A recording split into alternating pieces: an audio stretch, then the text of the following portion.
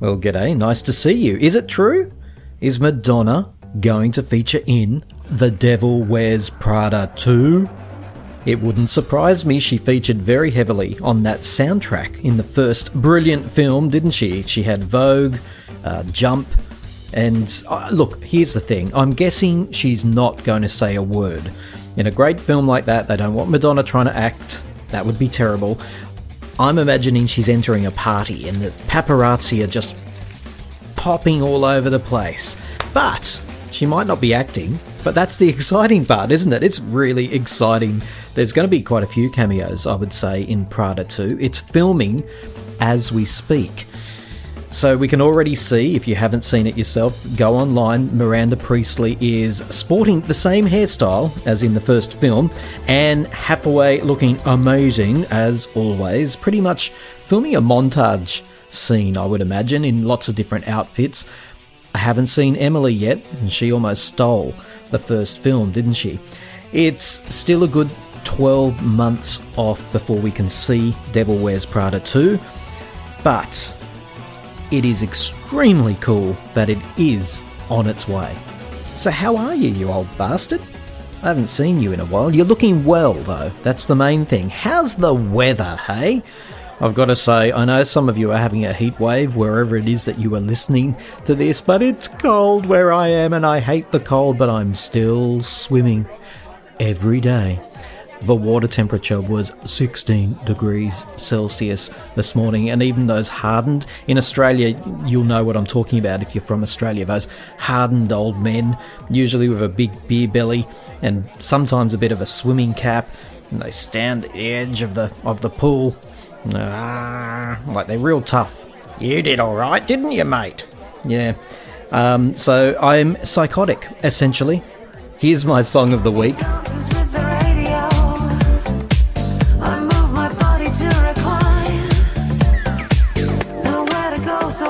Take it slow. I've got that summer state of mind. Dolce Vita, Dolce Vita, where the sun won't go down and the air's forever sweeter. A taste of how it could be now. Dolce Vita, Dolce Vita. It's called Dolce Vita, and the voice, as you know, it's unmistakable. Yes, it is Sophie Ellis-Bextor. It's okay, it's not one of her best tracks, but look, I'm looking for some pop at the moment, and this week it seems to be the best out there. That track, Dolce Vita, it could live on the Barbie soundtrack, in my opinion. It's a bit of a pop, bit of new pop for the weekend, which is good. Now, we mentioned Madonna before. Veronica Electronica is out. Just 8 tracks, or remixes, I should say. Here's a little bit.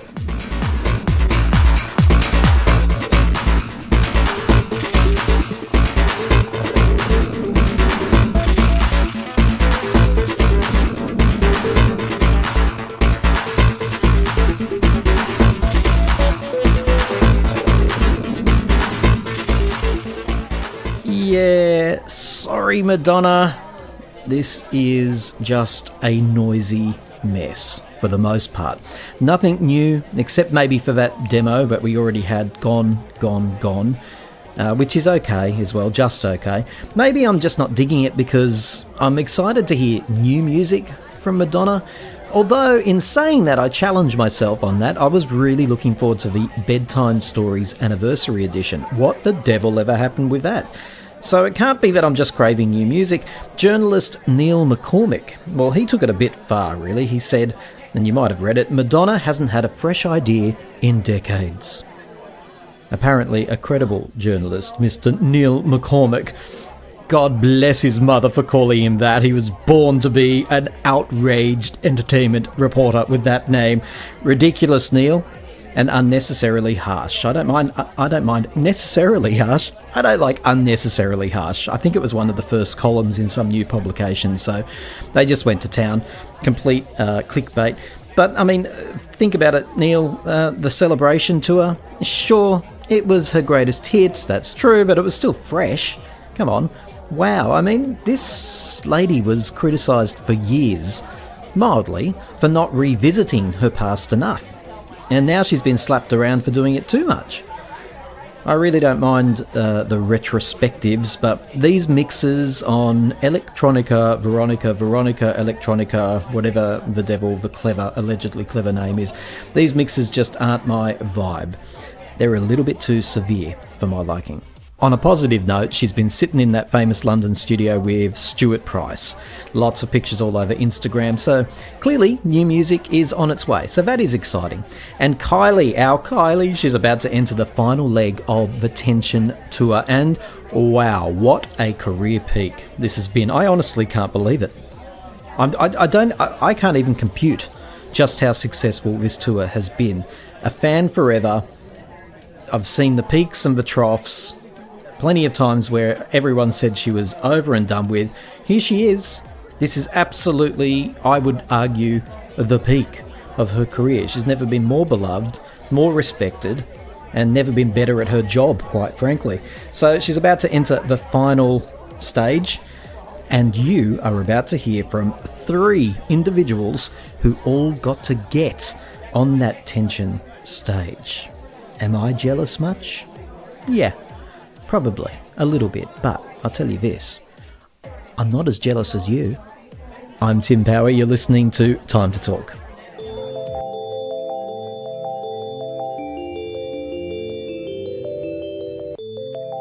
G'day my friend Ian, how are you? I'm good, how are you? You've just woken up, it's very early over there in Mother England, isn't it? Yeah, so it's 25 past 5, and I've been awake since 3. You've been awake since 3? Why? I just can't. I can't sleep at the moment since what happened. My sleep pattern is. Are you serious? This encounter that we're about to talk about with Kylie has invaded your sleeping patterns? Absolutely, yeah. I'm literally getting Jesus. like 3 hours sleep a day or something. Oh, we got to talk about this, mate. But can I just start with this, though? I love the fact that you're fulfilling the cliche of the British man, because you've got a cup of tea with you, don't you? I do, yeah. I always have to start the day with a cup of tea, and I've actually got it in my Kylie mug. You do? You have it? Which type of Kylie mug have you got these days? It's the red one with the from the disco, with the disco logo.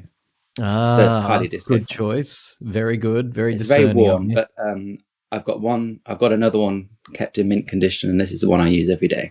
Fair enough. And just to grind a cliche into the ground, you definitely don't have crumpet with you, do you? No, I don't like a crumpet. No, You don't like never the liked crumpet? them. No, don't like Can them. I ask you something? Like, I've got a British friend who says that I am worse than Dick Van Dyke when it comes to the British accent. But I reckon I'm pretty good. So I'm just going to spend the next couple of minutes of this conversation talking like that. Reserve judgment until I ask you, what do you think? Okay. Okay. So clear your brain. Here's the memory stick. Zzz. Right. You don't know I'm Australian. All right. Perfect. All right, I'm with you. Ian, I am I'm not surprised about your. Oh, sorry. I'm not surprised I didn't about your. notice the difference then. Oh, yeah, sorry, I forgot. I was thinking- I must have put the I was memory thinking, stick on myself. Oops. Yeah, Right, focus. I'm not. Try and keep a straight face. It's a very serious conversation we've got to have here. Okay, here we go. because 3, I'm- 3, 2, I'm- 1. I'm- Do your accent. Yeah, I'm not surprised at all, Ian, that you can't sleep, because what happened to you on that Tension tour? Well, you wouldn't believe it, would you? Oh, it's I mean that's spot on. I actually thought it was Dick Van Dyke for a moment there. Now, listen, you agreed to reserve judgment until we'd had a little bit of a chat, all right? Now, everyone's wondering what the hell happened on this bloody Tension tour that we I haven't know. mentioned yet. But I'm not surprised that you can't sleep, because it was wickedly amazing, wasn't it? It was all quite surreal, yeah. And so this was the second of the Birmingham dates. So just to give you a bit of to fill you in a bit more, when the tour was announced, obviously everyone was wild for it because it'd been so long, and I decided I wanted to do multiple dates. I'd only ever done the most I'd done on a tour was Kiss Me Once, when I did 3. And I thought this time I want to do more. I actually thought I'd try and follow her around the whole of the UK, but that was a bit of a stretch. So I started buying these tickets, which was difficult. And I got several tickets for different dates. So I got London, and then she announced two more at London. So I thought, I want to do all four. I think that'd be really And cool. sorry, it was difficult because of they were selling out so fast, Yeah, right? so that Yeah, obviously we had like the pre-sale codes from her store.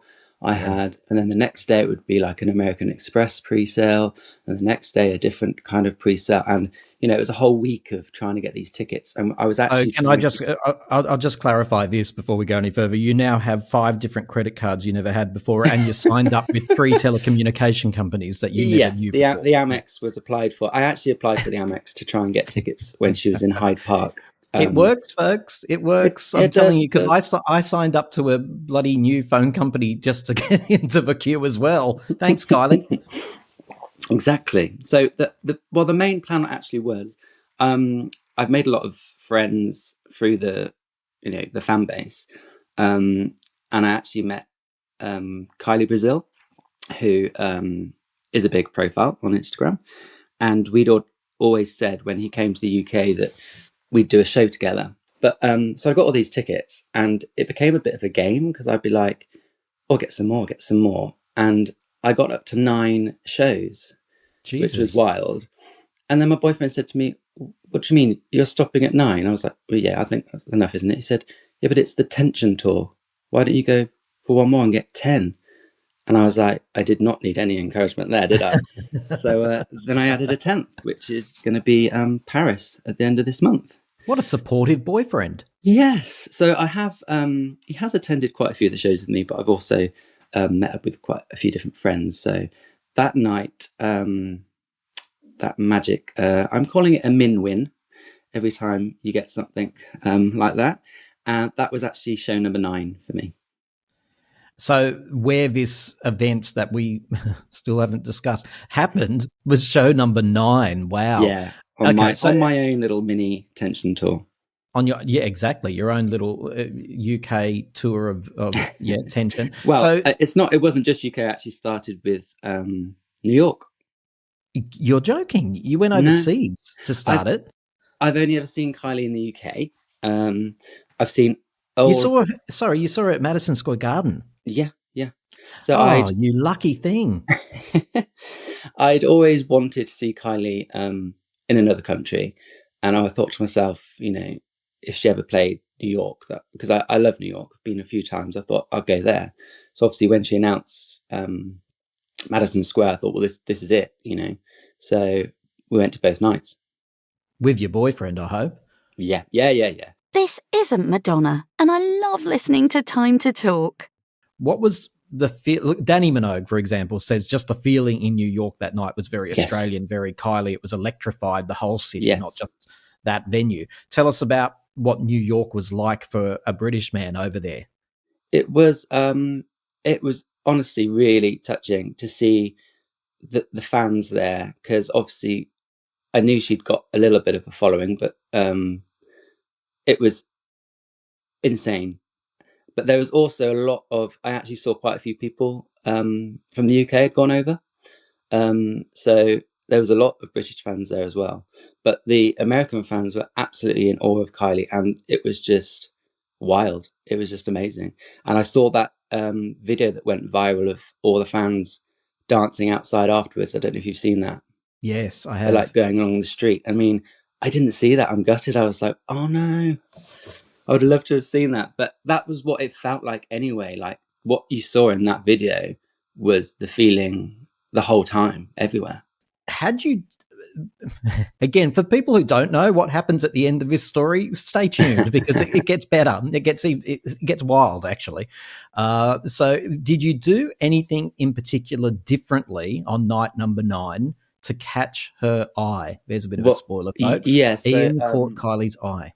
Leading up to this moment, so obviously I'd had the 2 nights in New York, which gave me, I'd done, the first night was near the B stage. And then the second night was nearer the front. So I'd got a really good understanding of the show. When I came to London, so I'd kind of planned my little tour with what I was going to wear each night for what particular reason. Where Sorry, I was. now I've got such an image now. Ian at the foot of his bed with 9 costumes going, right. Now, the sailor suit will be perfect for this city. Absolutely. But the hot pants, well, that's a warmer climate. Yes. Something like this? Is this what's going on? So I wore, when I was in New York, I decided I would wear it was the blue, it's the white t-shirt with the blue Can't Get You Out of My Head image on, which was the American single cover for Can't Get You Out of My Head. So I wore that the first night. I'm trying to think what I wore the second night. I can't quite remember. But then when I came to London, I planned different things for different places. And leading up to that, I'd already had a min-win before this one we're going to talk about at the end. So what was the min-win that you had before? So the first min-win was, I think it was so this was the first night in London. So it was my third date. And obviously everyone was aware of how the B stage worked at this point, and you've got to get your signs for the requests. So, I planned these signs, and I printed 3 different signs. I'd printed one for Give Me Just a Little More Time. Good on you. And what was the other one? Where Is the Feeling? And just for a little bit of a joke. Did you put the dolphin mix in brackets? I didn't know. I did put in brackets. That would have been a bit wild. I did put in brackets. I have printed the lyrics out for you, and I have them here. Wow. And then the third banner, which was just a little bit of a joke within the community, was Chicky Wiggy. I'll stop it, Ian. You're very cheeky. Very Because I cheeky. thought, because she goes around obviously looking at all the banners, and I thought if she's gone around and dismissed whatever I put on there, even if she saw that sign, she would have ignored you, I reckon. I know, but I thought I wanted her to go, Chicky Wiggy, are you serious? And then I just wanted a little, So you were like, you had a range of fishing hooks, and you thought, well, this one's So I went with, what did I go with? Give Me Just a Little More Time, obviously. It would make sense in a second. So I was about 5, there was 5 people that needed to kind of get out of my way. You see what I did there? To let me get to the stage. And so I planned it a little bit. So anyway, when the stage bit happens and everyone goes forward, I ended up, there was 2 people in front of me, but I was right on the corner of the very back, so where she's looking. So obviously she gets to the point where she says, you're here, we're here. Any requests? So I just put my banner straight up and I'm just holding it. And she's looking around. And then all of a sudden she goes, oh my God. And then she just starts singing, Give Me Just a Little More Time. Wow. It was just, and I'm just in my element. So my boyfriend's watching from afar because he stayed by the seats. We're probably about 10 seats, distance away. So he's recording away. And she's looking directly at me. She's singing at me. She's making eye contact. She says, have I got that right? Have I got the lyrics right at some point? And I'm nodding away. And obviously she does I can't do this, okay? But the sound she does. Yes, I can't do it. And all my friends are like, what do you mean you can't do it? I'm like, I can't do it. They're like, try, and I'm like, pfft.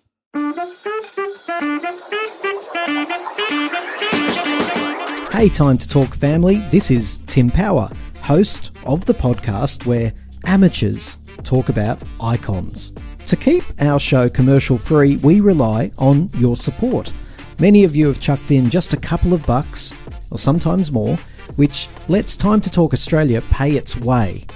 There's no obligation, of course. Keep listening to us no matter what. Liking and sharing our content is also a huge help. But if you do hear something that you like and you think you can support the show by throwing in a couple of bucks, head to patreon.com/Time to Talk Australia. The link is in the description of this podcast. Hi Tim and Time to Talk listeners, this is Danny from Melbourne, and I'd just like to say your latest podcast made me very angry. And as always, we want your voice memos. If you've heard something that you agree with, or possibly you're outraged, and let's be fair, many of you listen simply to be outraged, then take out your phone and record a voice memo. Cap it at around the 2-minute mark, and then send it to me. I listen to all the voice memos that come through, and occasionally we include them in the show. Our email is time to talk Australia at outlook.com. Thanks for sharing, rating, contributing, and donating to this very little podcast from Down Under. I genuinely love our Little Time to Talk family because lovers of pop are an endangered species. So, why don't we go extinct together? So that's all I have to say. Get off the airwaves, you're such an amateur. And she said, nice deep cut. And then off she went. And now that for me was like, that was my min win. Min win number one. Exactly. At some point in this tour, I just wanted a little min win. And I was just so happy about that. It happened on day 3. I mean, where was I going to go from there? But I was happy. Little did you know. Little did I know. I know I'm going off on a bit of a tangent here. So when we were in this lounge with all our friends, I was like, so let's see everybody's banners, and people were showing banners and they were great. And I'm trying to think what my banner was. This banner that night was Where Is the Feeling? Because obviously I didn't use it on my first min-win night. So I made a slightly bigger one. I thought, right, this is it. I'm going to have Where Is the Feeling tonight because, I just think it would be awesome. So I showed my banner and then my friend Julian was there just in his normal clothes. He showed me his banner and it said, this is my 165th Kylie show. Please do disco down. And then he brings out of his bag his homemade identical outfit from the B stage, Kylie's sparkly red outfit. Wow. And I just thought, well, that's my, Where's the Feeling out the window?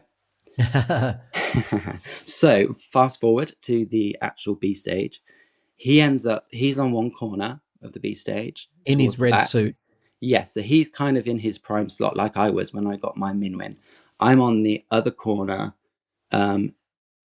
just further along. So we can see each other. This is really good. Obviously, she comes on. She's looking around. I'm waving my Where's the Feeling, which she does see. I did see she saw it. And just for a bit more context, I've got there's 3 of us here. So I've got my friend, Junior, who's on my left, wearing the I Love KM blue t-shirt. I've got a guy called Victor, who is his first ever Kylie Minogue concert. He'd come over from Germany on his own, and he sat next to us in the row. So we were kind of looking after him. And Junior had given him all the information about, right, this is what happens. I'm going to give you the signal when we need to go to this barrier. Okay. So it got to the point in the show where I think it's spinning around where she goes off for the costume change, and there's a little bit of, you've got a couple of minutes. And I looked at Junior and said, I'm gonna go to the toilet now at this opportunity. So he taps Victor on the shoulder. Victor went like a rocket to the barrier, thinking that's the signal to get to the barrier. So he's at the barrier, and I'm like, what's going on? I don't understand what's going on. We only wanted to go to the toilet. And he misunderstood the signal. So we had to say, no, come back to your seat. We're just going to the toilet. Anyway, so when we finally You needed 2 separate signals, Ian. I know. I thought, I don't understand what's going on. It was so funny. So I tapped him on his shoulder. I said, look, no, this isn't the time to get back to your seat. So anyway, so when the time came, we did end up at the barrier. Now, I was aiming this night, my min win for me, I would have liked to have been the Wild Rose. So I'd got a custom made t-shirt with where the wild roses grow on it, thinking hopefully she'll see that, and I'll get the wild rose. So that was my aim for that night. But I still have the Where Is the Feeling banner. So anyway, she comes to the point where she is looking around and she spots my friend's sign and starts engaging with him. And I'm like, so I start recording. I'm like, wow, I'm going to record this. And then she says, get up here. So, he's walking around to go up on the stage. I'm videoing away. And then I suddenly realized I hadn't actually pressed record. Oh, no. So I was like, quickly adapted that. So I start recording. Up he goes on the stage. He's on the B stage. He's having his moment. And I am absolutely loving it. I'm there for it. It was amazing moment. And again, it's all on my Instagram if you want to watch it. And it was just hilarious. So yeah, he had his moment, which I got, and I was very happy for him. Everyone was saying, weren't you jealous? And I was not jealous in the slightest, because I was like so happy so made up for him. I'd already had my min win with the give me just a little more time, you know. I didn't, anything else was just a bonus. So then it came to the song requests, and she said, I saw one over here. And she comes back over to me, and I'm like, this is it, this is it, this is it. And she goes to Victor. This is his first ever Kylie experience. And he's written on his iPhone, wow. And it's glowing out of the phone. She does the full song of wow. That's clever to put it on the phone. Yeah. And if Yeah. you look at the picture, there's a picture I screenshotted off the main screens with my banner and then his. And I could see it's glowing at her. And they do the whole wow. He is in his element. I managed to capture that on film, and I turned and I got him on the film, like absolutely, like, in, you know, just in So, Ian, absolute awe. I have to ask you, this is the same night. Friend number 1 gets brought on stage. Then Yep. there's 3 of you. Friend number 2 is the person at the same show that gets the song request. Yeah. So this is. Oh, get out. This is There's unbelievable. the 3 of us in one corner, and then my friend Julian was on the other corner. Yeah. So then it's like the wild. So that was amazing, obviously. Then it's the wild rose moment. Okay. So I'm like, right, this is my moment. So I dropped the banner on the floor because, you know, she dissed it anyway. And we were trying to hold our place. Now, me and Junior were like side by side holding this, we were not letting anybody in. And this hand kept coming onto the barrier. And I was like, you know, when you're like holding it, I'm like, I'm not letting them in. I'm not letting them in. And I could see this lady behind me. And I was like, I can't believe she's trying to push in. And then I glanced down, and it was a little girl. And I was like, and it was her hand. And her mum said to me, it's her first ever concert. Oh, so I was like, well, there goes my wild rose. Oh, dear. You're not going to be able to you can't out cute that. I know. So I looked at Junior, and he knew what I meant. So we parted ways and let the girl come up to the barrier to have her like experience. So the rose, I don't know if you've seen it, but like, I don't know who they are, like part of the crew go around and give out roses first. Yeah. And so she got a rose. I got a rose from this crew member. And then it came to the actual wild rose bit. Now, I'd had a friend who had been to one of the shows before and got one of these pre-wild rose roses. And then the wild rose went to the guy next to him because she looked at him and said, well, you've already got a rose, and then gave the rose to the other guy. So I thought, right, I'm going to get rid of my rose. So I dropped it down. Stop it. Hang on. Pause. Just keeping up here. You were given one of the roses, because there's a few given out, but in an attempt to appear not adorned with a rose, well, not in an attempt, you give it away? No. What, you hit it down your pants? I slide it into my tension tote.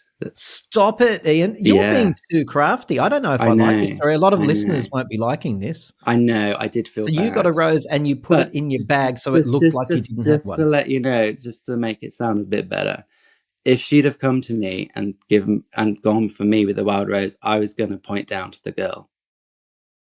Have I redeemed myself? Well, I'm going to hear the rest of the story first. Okay. Because it could end up with an elbow in her face. I don't know. I know. Right. We'll cut to the story.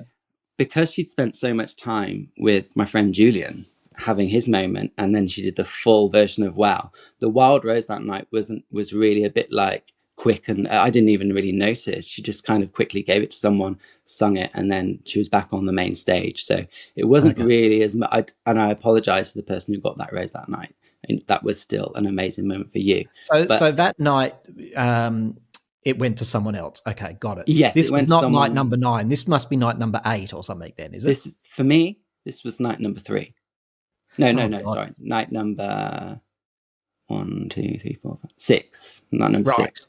Okay. Sorry. Night number 6. Can you tell how much attention I'm paying? I'm really, like, you've got me right in close. I'm really paying attention. I'm hanging on your every word. So I did actually take, I thought, this little girl, it's her, like, first ever show. It's amazing.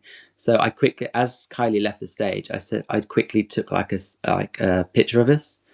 I did, like, a selfie. And I said to the mum, just tap your Instagram handle on my phone and I'll send you the picture. So I did actually send it to her, and then only a couple of days later, she finally like responded. I think it must have been, and it's in like message requests or something. She's like, "Oh my Yeah. God, I finally found you. Thank you so much." And it was just really heartwarming. So I sent her the photo, and she was happy. Sometimes amateurs know best, and a lack of professionalism is all you'll hear on the Time to Talk show. Join Tim and his panel of guests as they wade their way through a range of news, music, and pop culture treats. Time to Talk, the show hosted by amateurs for unprofessional listeners.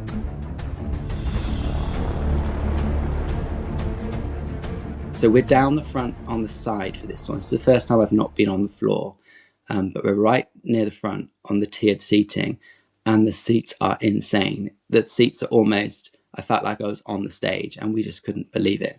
So I'm wearing, for this one, I thought, right, for this one, I'm going to wear the On a Night Like This tour t-shirt, the Your Disco Needs You. Lovely. With the blue t-shirt with the yellow, bold writing. Because I thought, I'm not very near as such, so that might stand out. So we are having the best time. Now, no one was standing up. Normally, on all these other shows, as soon as Kylie comes on, everyone's on their feet. I did that. No one else stood up. And I was like, awkward. So I sat down. And then about halfway through the show, I thought, no, this is no good. So when Spinning Around came on, I just got up and danced. And eventually, people around me started to get up. But no one in front of me were standing up. So I was in full view. And I got on the screens, like dancing on the screens with my t-shirt. So again, I was like, that's my little min win for tonight. I loved it. Wow. And I don't remember them panning to people in the audience on the screen. Yes, so that's so interesting. on I don't think that's when it gets to, it's in Can't Get You Out of My Head, I think it is, towards the end, they start going around videoing, they're showing all the audience, so everyone gets little snippets, which is really nice. So I had said to those other friends in different places in the audience, I said, if you can capture the screen, I might be on it. So my friend did do that for me. That was night 7, right? This is night 7, yeah. Okay, so far, looking to the scoreboard, we've had 2 personal min wins and now 3 vicarious min wins. Yeah, something like that. Okay. And that night, I remember I saw quite a few of my friends on the screen, and I caught a couple of my friends, Nicole and Ilsa, on the screen. So I've sent them that video, and on the screen as they were doing that, William Baker was in the audience, a few seats from me. Oh, this is in London still. Yeah, and this is the night Janet Jackson was there. Wow, did you see her? No, so she was on the opposite side at the top. So technically, I'm featured in a Janet Jackson reel on her profile. I mean, I'm the size of an ant, but you can, if you pause, you can see it. Exactly. And sorry, I know I'm in there. I've asked her to tag me now because I'm in there. Yeah, well, and Janet's your friend now. So, at William Baker, where was he exactly? He was sat quite near me, and Julian, who had his major min win on the stage with his sparkly outfit, was sat in just across from me, down a bit further. And so when the concert finished and the lights go up, blah blah blah, I went to speak to him, and he literally said, "Gotta go, William Baker's here," and he just went because he was your like, friend. Yeah, he was like, "This is my opportunity. I'm going to meet William."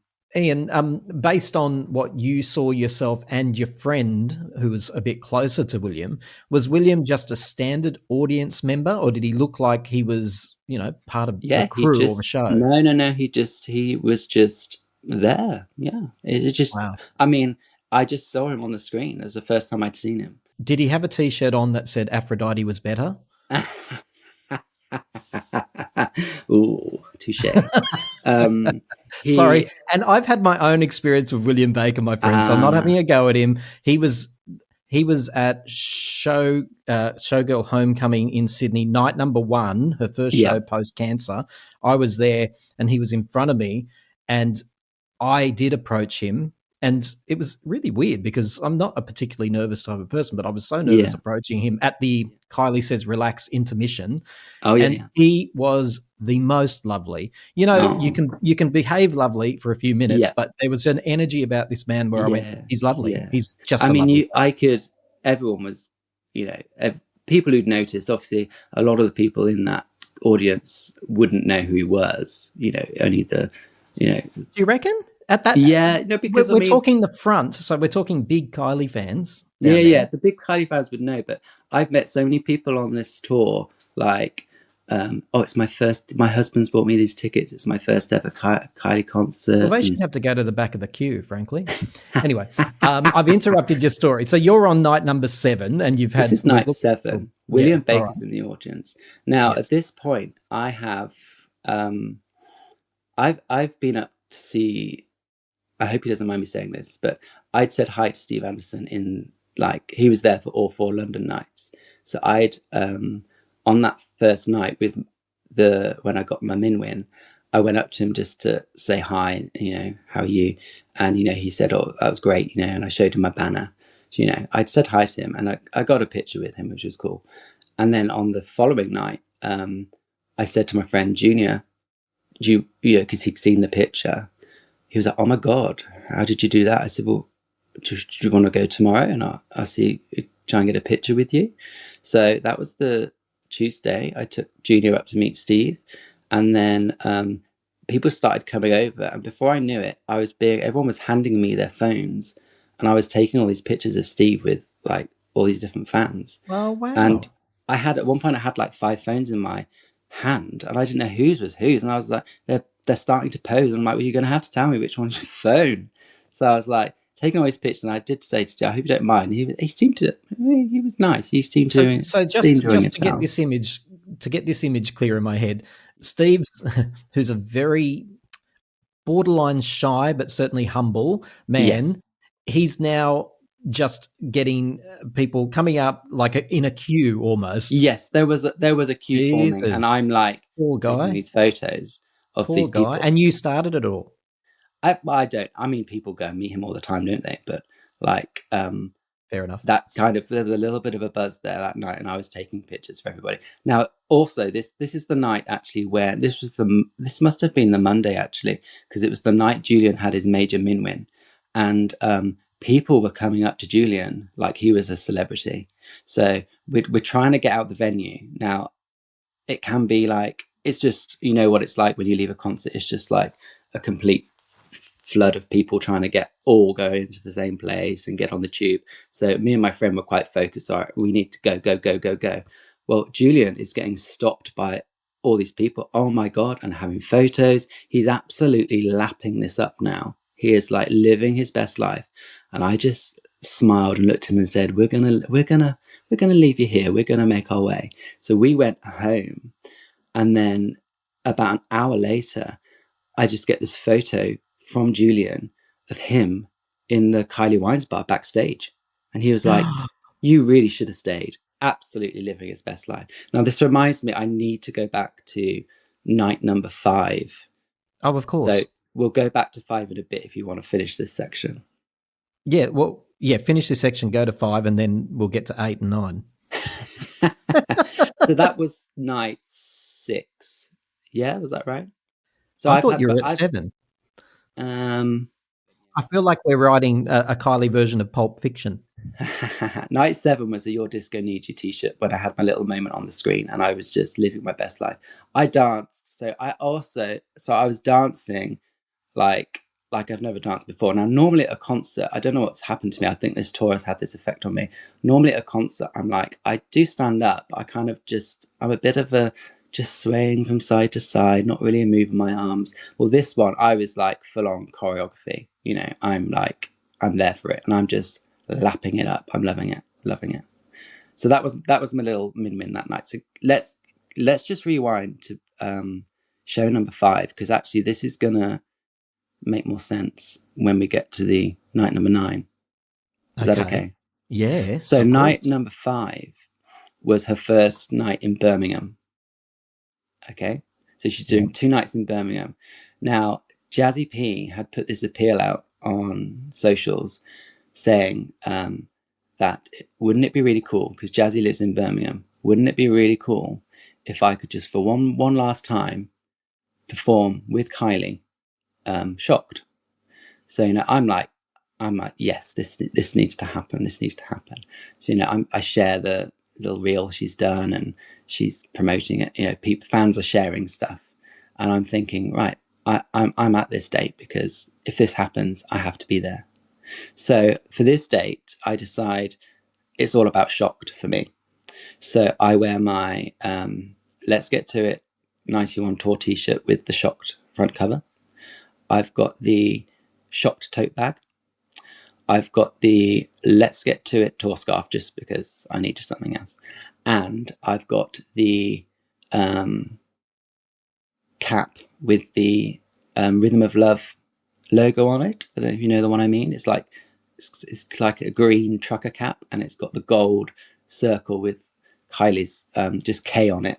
It's what they used on the gold edition of the album. Yeah, but I know exactly what you're talking about. However, weren't you mixing up your two eras? That's a bit annoying. Let's Get To It and Rhythm of Love. I know, it was just the scarf. I don't know why I would have had to come in before you went into the arena and went, no, this is all wrong cap, wrong sock, wrong scarf. Yeah, I know. I just thought, I just needed a little something to I don't know. A little throwback. Okay, got it. Yeah. I mean, I'm still angling for this Let's Get To It song on the B stage. So maybe that was just my little nod to it that day. No, so actually, sorry, I have unfairly accused you, because when you think about it, Shocked is on Rhythm of Love, but the Shocked with Jazzy P was performed on Let's Get Rhythm To It, so you were quite right. That is exactly what I was thinking. You've just reminded me, yeah. Got it. Sorry, I was trying to do the connection when you were describing the logo. I'm going, yeah, I know the logo, but what's going on here? We've got it, Ian. We've sorted it. Absolutely. Okay, keep going. That's made I knew there was a reason I wore that scarf, because she performed it on the Let's Get To It tour with her. Yes. So just a bit of context here. So this date, I'm going with my sister.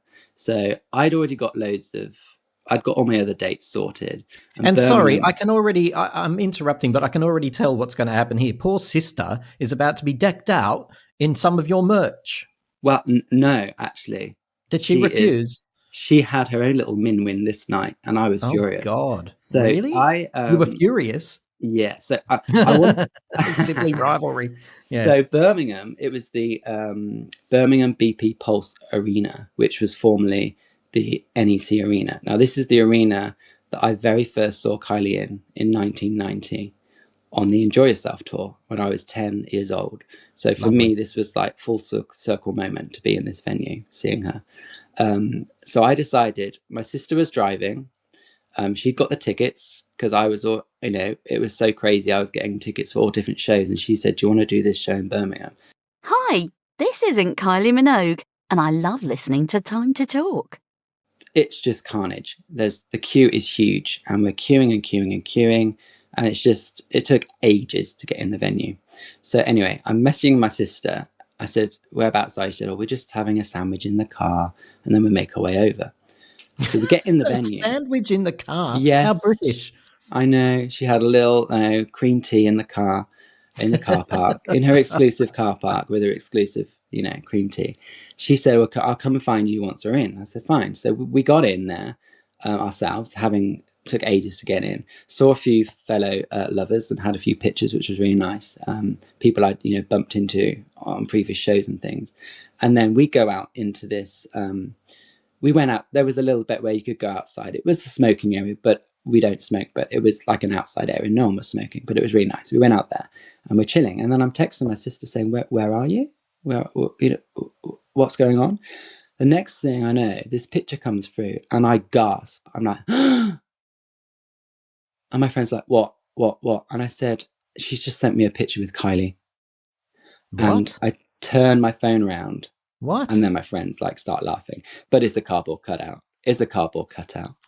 Oh, Ian. So I know. It was funny.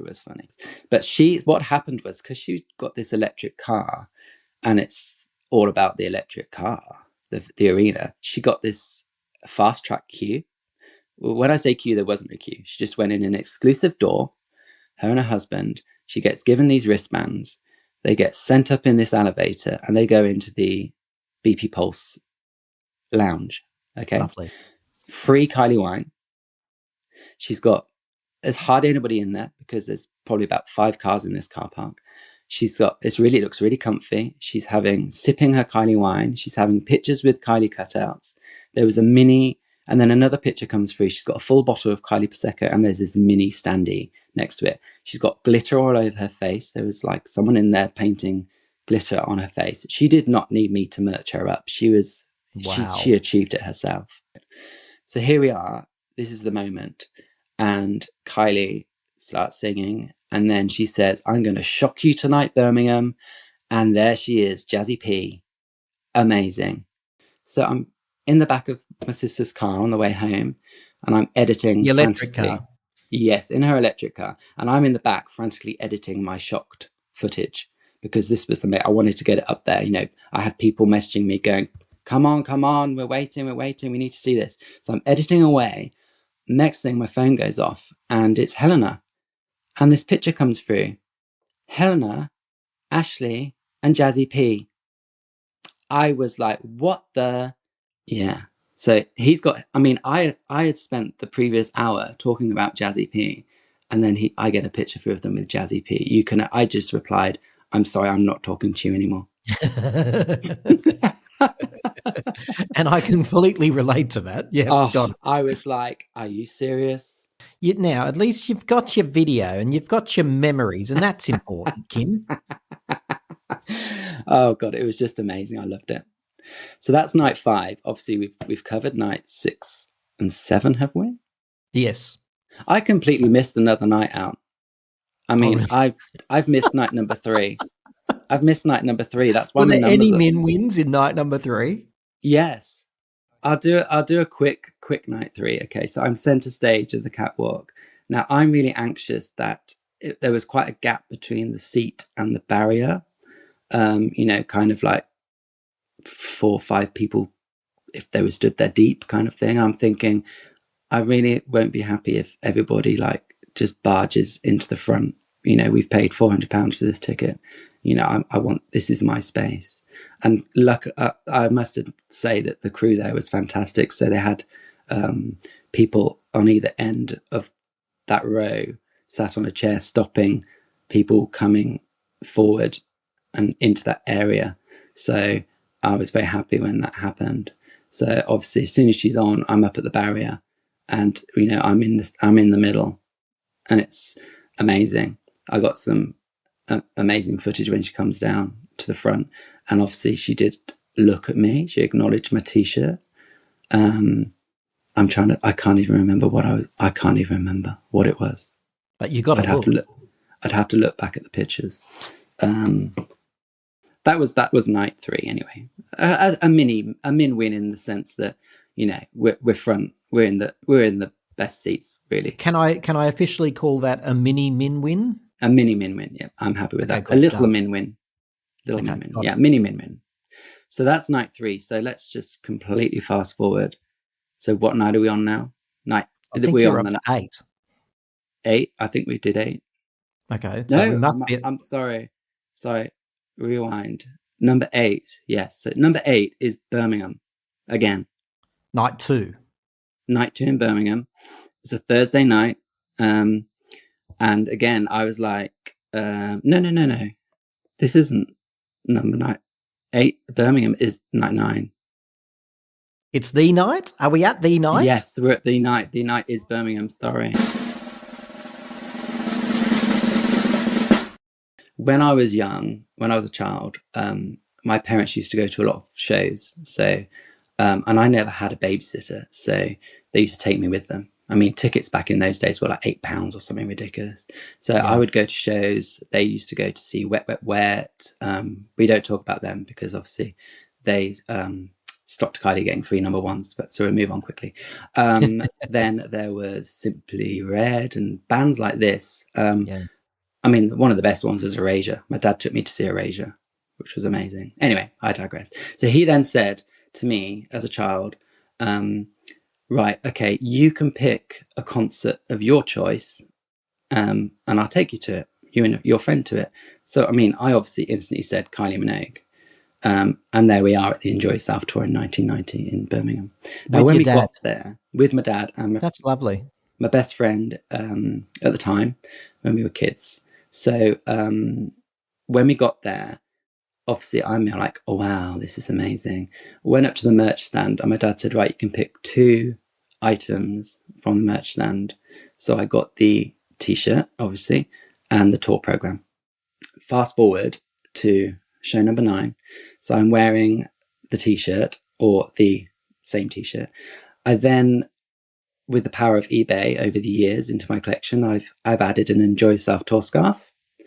They're expensive. They are, yeah. I think I got a little bit of a steal on it. I can't remember, but it's there. And one thing I thought about for this, I've noticed on this show, is Kylie loves a little bit of vintage merch. So, if she sees a scarf, I've seen that scarf up on stage on this tour. Anti-tour as well? Yeah. Yeah, So, she loved holding it up there. I was thinking perhaps if I've got the scarf on, she might take it off me. So we are second row from the very front stage, just off to the right. Okay. You and your boyfriend? No, this is my friend Tim I've gone with to this. So I've just remembered something, which is quite amusing. So But what year is it from, your memory? this is from 1989. This is Enjoy Yourself. Okay. Just for those keeping track of where we are. Yeah. So we in the are timeline. stepping back in time to 1989. Now, obviously, the Enjoy Yourself album came with the poster and the meet and greet competition. Not here, it didn't, but there you go. Yeah. Well, in the UK, it came out with like this fold-out poster. All of the formats, cassette, CD, and vinyl, had this free poster in it with a meet and greet Kylie competition, and you had to cut the bottom of the poster off because it was the entry form and fill it out. Now, I like to keep my things in mint condition, so I did not enter this competition because I wasn't cutting my poster. Whenever I listen to Tim and his panel of guests, my toes begin to curl, and I feel just the right amount of tingling all over my aching body. Now, let's get back to the show. And my friend Mikey had brought his Australian Locomotion cassette with the red case.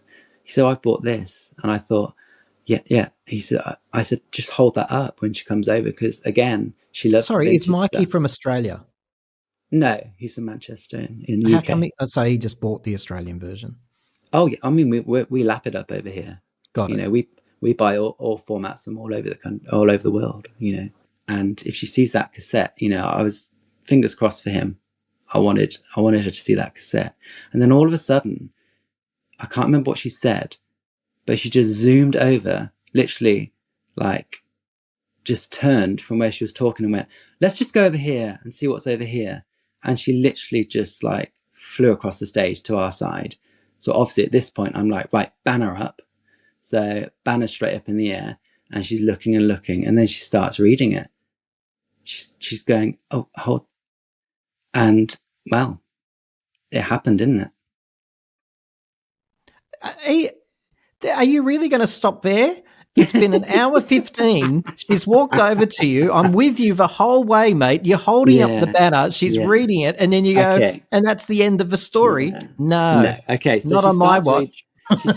She looks at the banner, and she starts reading it, and she says, so your original fan club membership card, obviously you've supersized it, you've blown it up because it didn't come in the post like that. So obviously because it's A4.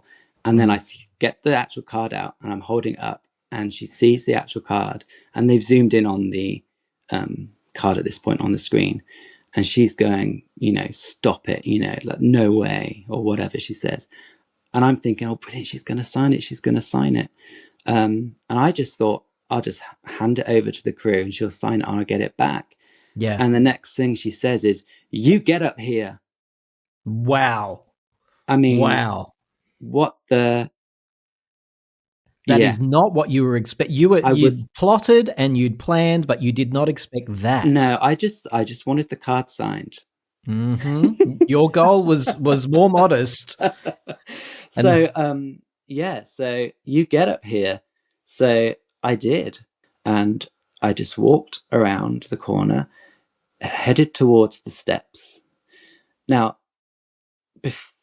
before that, I had quite a few friends in the audience from where I live, friends that I'd been to Kylie shows with before. And prior to that moment, my friend was messaging me. She was at the back saying, "Whereabouts are you?" I said, "Well, I'm right at the front. I'll stand up in a minute." This was pre-show, and I'll wave my scarf so you can see where I am. So she knew where I was, and I said, if I'm on the screen at all, can you just like take a couple of videos because it'd be really cool. So anyway, now you're walking up the stairs. So I get to the bottom of the stairs. There's probably about 10 steps or something up to the stage. And there's a security man on the bottom of the stairs. And he just says to me something like, "Go steady up there and don't do anything stupid," or something like that. Really? I can't remember. So I'm like, okay. So I just walk up very slowly, walk onto the stage. I'm like, just walked up. I was really calm.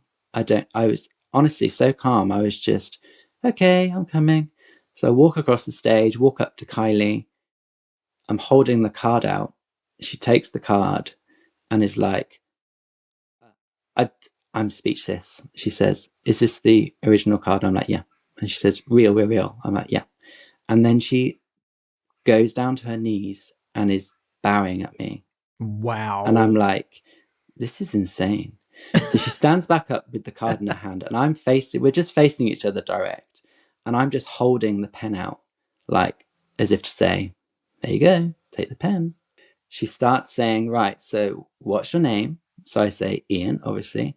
And she goes, "Hi, Ian," really like enthusiastically, which was amazing. And everybody's like cheering in the crowd. And then I start talking, I start saying something to her, and she puts the microphone forward. So I say to her, "I first saw you on the Enjoy Yourself tour in 1990 in this very venue." Yes. And actually, I think that was the point she went down onto her knees to bow, like to say, "Wow." And she was just like, "Wow, that's incredible." So she then says, "Right, I need to sign this card." So we go over to like the side, and she's saying to me, how do you want me to sign it? Where do you want me to sign it? I don't want to ruin this for you. And I said, because I had already had an idea of what I wanted. There was like a block at the bottom where you write your name. I said, well, I just thought if you could sign really small in that block there, as if it was your card, that would be really nice. Thank you very much. And so most people are like, sign wherever you effing want. You're Kylie know, Minogue, but you're like, no, there's a very small designated spot. Yeah, exactly. When you like have to sign those forms and they say don't go out of the box because it will be invalid. I was like that. Don't go out the lines because you'll have to do it again. Oh Lord. So I leave her signing it, and I thought, it'd be really cool if I just got a quick picture of her actually signing it. So I discreetly put my hand in my pocket. You didn't. To get my phone. Pulled it out. Now, at this point, this is what's going through my head. I'm thinking, everybody is watching Kylie sign this card. They're not looking at me. Well, the security would have been. He's reaching into his pocket. So I very discreetly, in my mind, take the phone out of my pocket, and I thought, actually, wouldn't it be cool if I videoed it? So I start videoing, and then obviously everyone starts laughing, and I'm like, oh my God, they've spotted that I've got my phone out, and that's awful. So anyway, so I video her signing the card, and then she looks at me and gives me a thumbs up as I'm videoing, and I'm like, this is just like an out of body experience here. So then she looks at me. Now, I haven't really looked at the audience at all. I'm in the zone. I'm just focused on Kylie as if it's just me and her, like having a private one-on-one conversation. So, I haven't even looked at the crowd. So then she comes, come in, because obviously she wants to give it. And I'm getting the phone ready. I said, oh, I want to take a selfie kind of thing. And she's saying, she says something very funny. I'd have to, it's something like, don't worry about it. You get your selfie mode set up. We've only got a show to do. So yeah, and then had my selfie. Then she decides to talk through the outfit. So she says, let's have a look. So we've got the tour t-shirt. Yeah, we've got the scarf. She pulls the scarf and has a little feel of the scarf. Very good. And she says, we've got the look. And she says, thank you. And then she grabs my arm. She gives me back the card. She said, that's for you. She gives me my banner back. I've still got the banner with me at this point in my hand. Gives me the banner, holds my arm, and then leads me off the stage saying to people, give it up for Ian, thank you very much, or whatever. So that I'm off the stage at this. So I'm then I'm calm as anything. I'm going down the steps nice and gently, and the people are cheering at me, people I don't know, going, yes, Ian, well done, yeah. So I'm thinking, right, focus, I need to find my seat. So I come out to find my seat, and I'm thinking, right, so my friend Tim is like really tall, and so I was using him as like my point of reference to find my seat. I mean, I'm only on the second row, so I mean, it shouldn't be that difficult, should it? But I've just had this out of body experience, so I'm trying to find my seat, and he is nowhere to be seen. He's not in the seat, and I'm thinking, oh my goodness, what's gone on here? I then hear Kylie talking with someone. I turn around, and she's having a full-on conversation with my friend Tim, who was up at the barrier. He'd been recording me, and he's saying to her, you've made his life. And she's saying, sorry, what? I've made his life? And then she's saying, he has, made my night, kind of thing. And they're having this conversation. And she says to him, she says to me, thank you for sharing your story. And then she points at him and says, you talk to me with your vintage t-shirt on. You talk to me. And I'm like, oh my God. So my friend Tim is having his min win, major style. So that happens, and the show continues, obviously. So I get to my seat, and everyone around me is like looking at me, like saying, well done, mate. I go to jelly at this point. My body I have to like perch on the seat. I'm shaking, and the guy behind's going, get him some water. And I was just like, what's just happened? It was just insane. I just didn't know what happened. You know what? It's isn't it interesting listening to you? You're almost having like what we describe as a trauma response. Like you went into shock on the stage. You've described that you were completely fine, just in the moment. Even the thing that I mocked you about a little bit, where you say, "No, I want you to sign right there." It sounds like you went into a dreamlike trance. Yeah. Right. I don't know whether it was the adrenaline or something, but I was just so focused on that moment. Like, I don't know. This lady next to me handed me her phone, and it said on it, put your email address on here. So I tapped my email address in, and people were like getting my numbers. They said, we've got loads of pictures and footage, so we'll send it to you, which was so cool. That is lovely. Yeah. And then I just uploaded the selfie to Instagram very quickly, and nothing else. I didn't put any content. It was just the selfie picture. And then people were texting me saying, oh, wow, did you bump into her in the corridor? Did you just happen to see her in the street? And I'm thinking, oh my goodness, it's not quite that, no. No, how the hell do you explain to people this is me on the tension stage? So it wasn't until like after the show when I could actually really respond to people that people realised what happened. I mean, it was just great. I sent my mum the picture, my sister, and they were just like, what on earth? What is going on? I've never had any desire to be like dragged up on stage. I'd not really. You're a collector. This is what I know the profile of the person I'm talking to. You're meticulous. You like to have everything collected, and this was not the goal.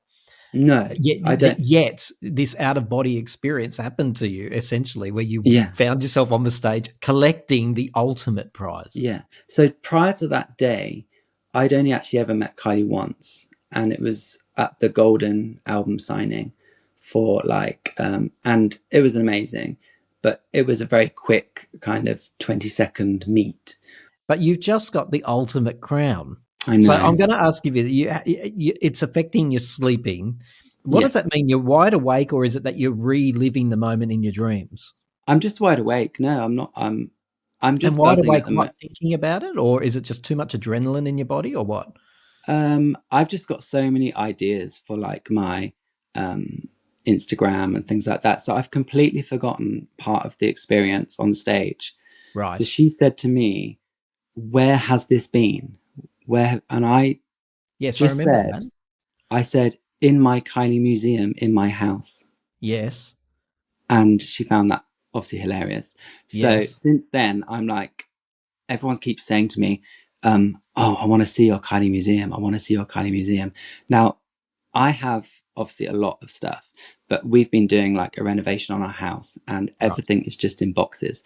So people have got this idea that there's this like main entrance into this like Kylie museum, and it's not really there at the moment. So I'm very focused now that I need to get this. You're not going to create a sorted. Kylie museum, are you? I've got, well, it'll be like a cupboard full of stuff. You know, it's not going to be. Sorry, you're going to invite people into it to No, see no, it? no, no, no. Oh, I thank mean, God for that. if I mean, Kylie people wants to might- come, people- if people Kylie might- wants to come and see, I mean, she'd Ian, be- you couldn't let the great unwashed in. They might touch things. I know. Well, I'll be handing out like those white gloves, you know, like Yes. in the arts and in the Melbourne, yes, yeah, the costume. when people go museum. and see all the costumes and they pull the drawers out and they have to like wear the white That's glove. right. That's what I'm And going to be my handing out. lord, wouldn't you have a story to tell behind everything? Which is the purpose of collecting, really, is memories. Really, it's not merchandise; it's memories. Yeah. Now, Ian, the studio is going to run out of credits and time, so I'm just going to ask you this: Yes. what does that moment mean to you in your life? It honestly is the greatest single moment in my life. Now, I have been smiling ever since. I've been floating around. I have been, it's had a massive effect on me. Like I'm normally like, so my mum will be like, "Can you do this for me?" I'm like, yeah, I'll do that at some point. And I don't like, and weeks later she'll be like, "Have you done that yet?" I'm like, "Oh yeah, I'll do it now." Well, now she asks me to do something, I do it straight away. I'm like, "Yep, do that now." Yep. And I've just been like, I'm a totally different person. You're It's just a weird, supercharged. yeah. And she actually, to the point my mum had to say, "You just need to calm down a little bit," because I'm literally just like bouncing off the walls. People used to take the mick out of me at school for like liking Kylie, because you know it wasn't cool. I didn't care. You know, I wore my tour t-shirts. I was the only one at school who liked Kylie. You know, and it wasn't until like adulthood when I started to like meet people or engage with people online and on Instagram and things, where I realized, you know, you can admit that you are a Kylie fan. You can, you know, it's not sad. And now I you know, I scream it from the rooftops now. You know, I'm so proud to be a fan of the Minogues, Danny included, because they are the most incredible people in the world. You know, they're just the kindest people, and they know what it means to us if they engage. And you know, we get min wins, and they're always giving min wins, and it just means so much to everybody. Ian, that is absolutely beautiful. That's absolutely beautiful. And I would also say that Kylie fans like yourself are just as lovely as the Minogues. like. Okay, Ian, it's been wonderful for you to share that story.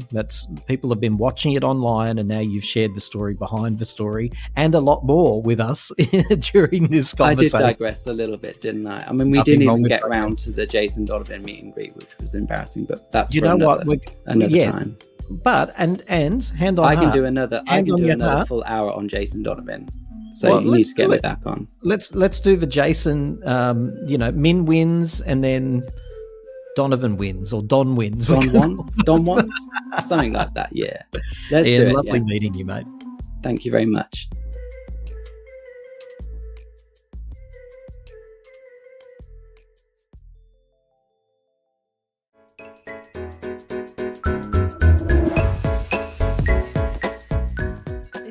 miraculous how close Kylie is getting to her fans during the Tension tour. I mean, she's done this before, but this Wild Rose thing is really a centerpiece for the Tension shows. I guess it's the manifestation of what the show is, which is a human connection. How did you get picked 8 shows in, as I understand it?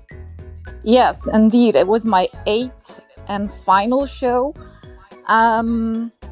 So the first 2 shows that I did was in New York City.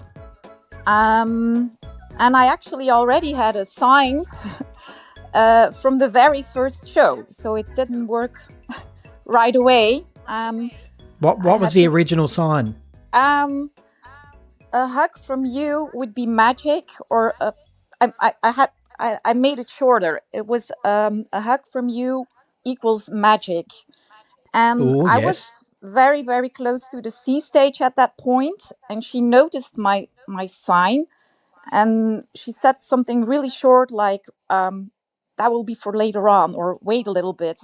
So I think she just interpreted that sign as, you're requesting magic here.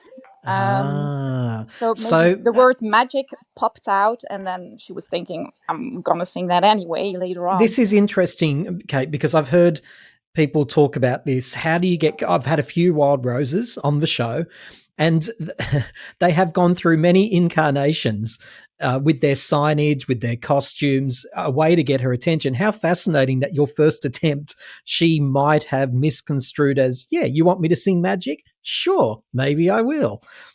Yes, and there was another attempt that didn't work. So, I mean, for people that want the same thing to happen to them as well, keep on trying. So, that was the New York shows. I hope I'm not all over the place with my story here. No, that's cool. But then, there was the 2 shows in New York City, and then I did 2 shows in the UK, Nottingham and Birmingham. And in Nottingham, I had actually 2 tickets for the same show, because at the time I was booking the tickets, my husband and I were both ready at our computers, because the shows sold out so super fast. Yes. Like in 5 minutes time or so. So you have to be ready at your computer. And my husband was the first one that got in. And he said, I have a ticket here, but it's like not very near the main stage. And I'm like, just book it.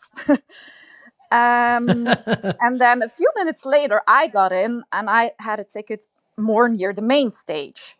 But then, at the time of the booking, you don't know yet how the show is going to be set up. So I thought, well, that ticket is so far away from the main stage. I thought everything important was going to happen near the main stage. So when I saw that the show started, and I saw that, really magical things happen near the B stage or the C stage, whatever you want to call it, I was like, I'm just gonna keep my 2 tickets and I'm gonna do a seat change during show. Get out. So the tickets that your husband got that we originally thought, they're okay, but not great, they turn out to be the tickets that are closest to that magical middle stage. Indeed. Hi, this isn't Kylie Minogue, and I love listening to Time to Talk. I did the move from, I was actually more closer to the catwalk in Nottingham. And I moved from my seat from near the catwalk to the C stage. And then I held up a sign requesting for Dance Floor Darling, which Good request. I love that song. And she had already sung tiny little bits of it in previous shows on the tour. And I wanted to hear the full version and instrumental, because instrumental, it's so powerful. So Yes. I added that to my sign. I want the full version, and I would like to hear it with the instrumental. And she said something. She noticed my sign to start with, And she said, well, we don't have that one, the full version, because it's supposed to be the acoustic thing over there. And she said, maybe just a tiny bit. And, that interaction with her, that was already so magical, because she was performing the song for everyone, of course, but she was It was singing because of in you. my That's right. direction, and I was already going insane, and like dancing and singing together with her, and while she was looking at me, so I just, yeah, Eye danced, contact with Kylie Minogue, right? That yeah, nothing better than that. and she was like, while she was performing, say what? Because my gestures were like really yeah, all over the place. And right next to me I had Everett and Ink, by the way, who Lovely I people.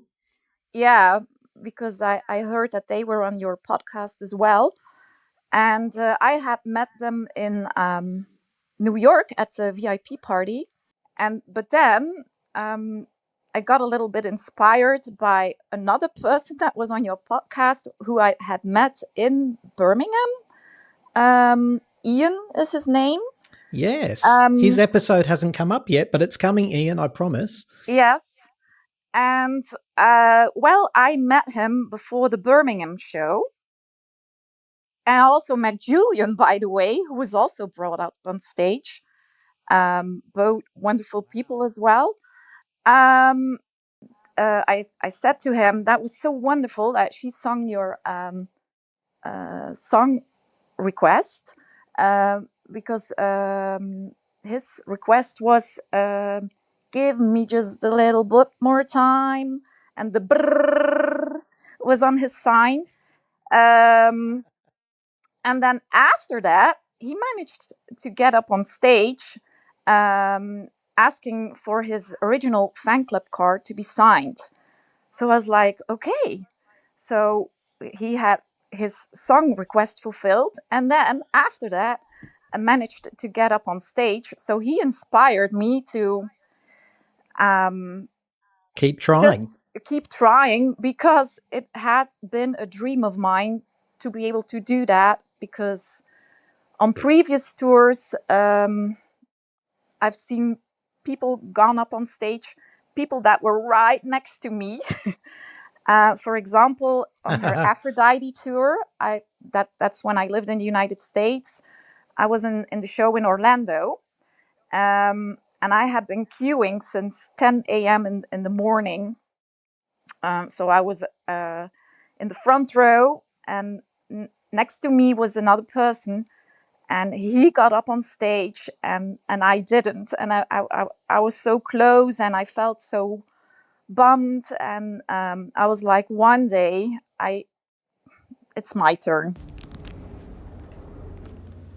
Hi Tim, loving the show. I like to tune in on the weekend in between scrambling my eggs and slicing my turnips and hear about everything that's going on in the world of pop culture. Keep up the good work and keep on cooking up these amazing episodes on the Time to Talk show. Love, Gordon Ramsay. Maybe you've seen it on my social media that my dad passed away in December.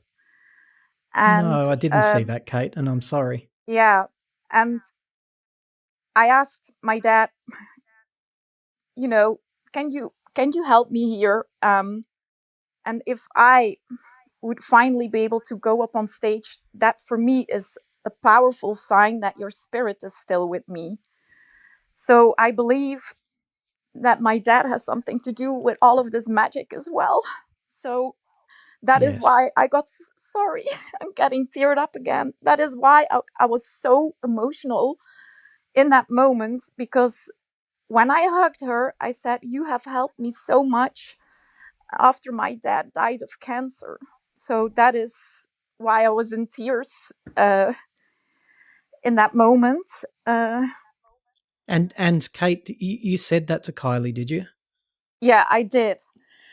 While I was hugging her, um, she didn't really respond to me in words, but more like staying in the hug and like Yes. patting me on the back to reassure me. So I'm not 100% sure if she heard my words, but I would like to believe that she did. Yeah, So, can we go back a little step? What yeah. did your sign Sorry, say? I'm just That's okay. yeah, No, no, please don't be sorry. I couldn't agree with you more that there are spirit angels looking after us. In your case, your father. What did your sign say? How did Kylie get your? How did you get Kylie's attention that night? yeah. My sign said, "Would you sign my best of Kylie jacket on my eighth and final tension show?" I Um, see. so I had made a jacket with badges, all Kylie badges, and I sort of made a replica of her. Um, the first thing she said was, "What does the sign say?" Because I think she saw a glimpse of it on the big screen, but then the cameraman was filming something differently shortly afterwards, and she was like, looking around, where is it now? And then she saw that I was holding up the sign, and she came closer towards me. So I was in between the main stage and the catwalk. So she walked on the catwalk, like right in front of me, and she said, "Sure, I will sign your jacket. Come up here." I was Wow. in disbelief. I was like, Sorry, Kate. I have to pause there. "Oh my You've god!" you, you've is been is waiting all this time, and when she Yes. finally calls your name, it would be like I would be just stunned. I was completely. Oh my god! Yeah, those were the words that came out of my mouth. Um, And and I got. how did you get onto the stage? Did they help you climb barricades? Yes, the bodyguards helped me climb the barricades, and those bodyguards were also so nice from the beginning of the show because I was there with my two kids, and my son is 9 years old, and they were asking, "Do you want a glass of water?" So they were so caring from the beginning of the Lovely. show. So also thank you for that. So I got up on the stairs, and then she reached out to my hand, and I grabbed her hand, and her hand is so soft and tiny, and oh, it's a hand of an angel. It's the softest hand I've ever felt. Um, and then I got close to her, and you see her beautiful face.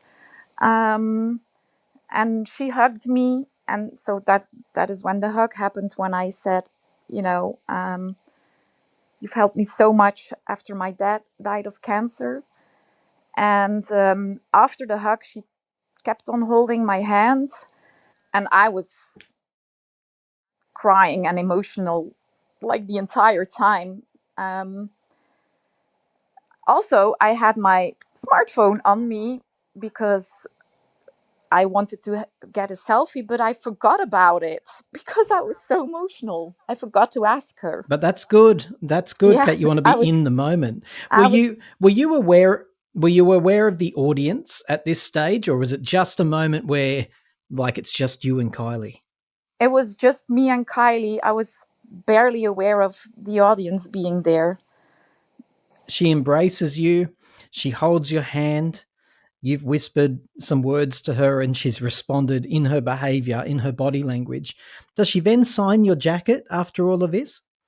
Yeah, then she said, I think she said, um, so let me see. This is your what? Your eighth show? What did the sign say? So she turns around again towards where my children were standing, and they were holding up the sign again. "Oh, it's your eighth show."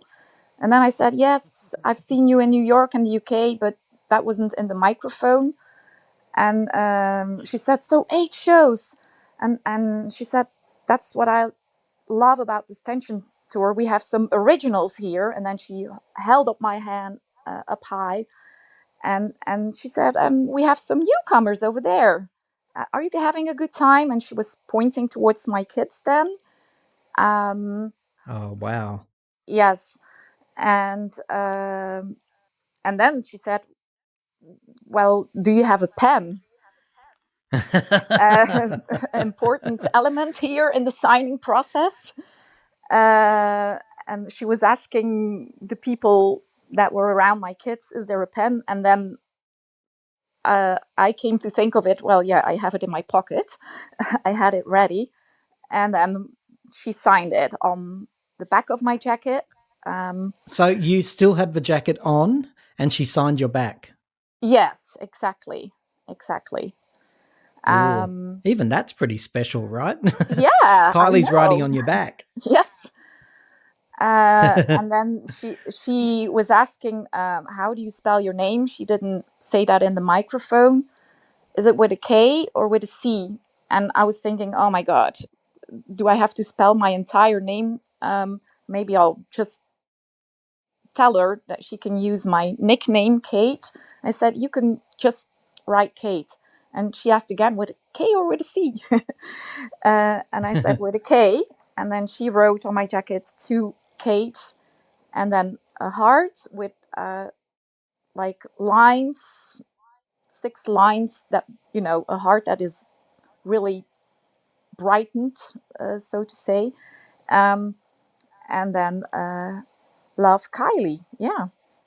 You've been a Kylie fan for the longest time and you're a mum, but in the moment where Kylie beckons you on the stage, you're not a mum anymore. You're a 9-year-old original Kylie fan who's just bolted. See you, kids? I'm up on the stage. Yes. And the way it was in Lyon, my husband was actually sitting in the stalls because also there I had bought multiple tickets. So originally I had 3 seats in the stalls very close to the C stage again. But right before the show, I saw somebody that had put their tickets for sale on Facebook. Because they managed to get seats closer to near the main stage. And I was like, are there seats available closer near the main stage? So I went online immediately and I saw some seats close to the main stage as well. And I was like, I'm booking this. So I had 3 extra tickets. And my husband, who isn't much of a Kylie fan, he said, well, maybe I'll join you since you have the extra tickets, because I wasn't able to sell them. So he was there, but further away, yeah, from where the kids and I were standing. Very important question to ask. If your husband's not much of a Kylie fan and he went and saw the Tension show, did that convert him just a little bit? Because it's hard to watch the Tension show and not walk away thinking that is one dynamic lady. Yeah, well, the reason why he is not much of a Kylie fan is because when I was talking about the show in Orlando, when I was queuing since 10 a.m., he was then actually joining me because we were living there together. We didn't have kids back then. And he was like, never will I ever do that again, queuing. And he felt not comfortable being around people that are really enthusiastic, and he's just more of a calm person. So that's when he said, I don't think I'll ever do a Kylie show again. But then when he saw her on the Tension tour, he said, I have to admit, this was actually a pretty good show, and he could now sit back and relax because it's a seated show and you don't have to queue for hours. And so he actually did enjoy the show. Well, Kate, thank you so much for sharing your story. It's an amazing story. All the OGs and probably fans that came thereafter dream of the moment, literally dream of the moment where Kylie is interacting with us. All of us have had those dreams. If you're a Kylie fan, you've definitely had at least one in your lifetime. You got to live your dream. Yes, absolutely. Kate, thank you so much. I know you're in France at the moment, enjoying your best life. You keep enjoying it, and thank you for talking to me. You're welcome.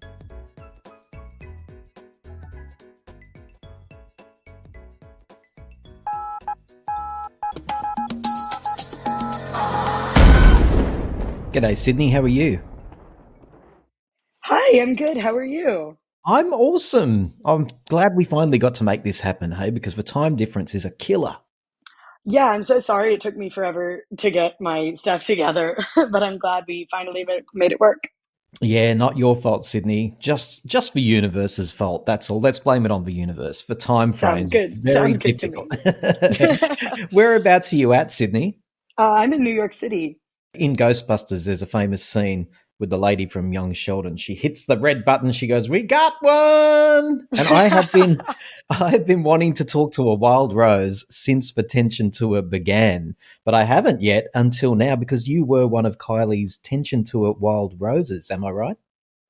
Absolutely. I mean, yeah, I would say I couldn't even believe it. Thank goodness people got it on video. I'm so honored to be the first one you're talking to from this tour. I didn't know that. That's awesome. Yeah, we've had a lot of people on, and a lot of people who've wanted to be the wild rose but haven't quite managed to snag it. Can you explain to people who haven't been to the Tension Tour, or maybe who are just casual Kylie fans, what does it mean to be one of Kylie's wild roses during this tour? Yeah. I guess about a third of the way through the show, she makes her way to the B stage.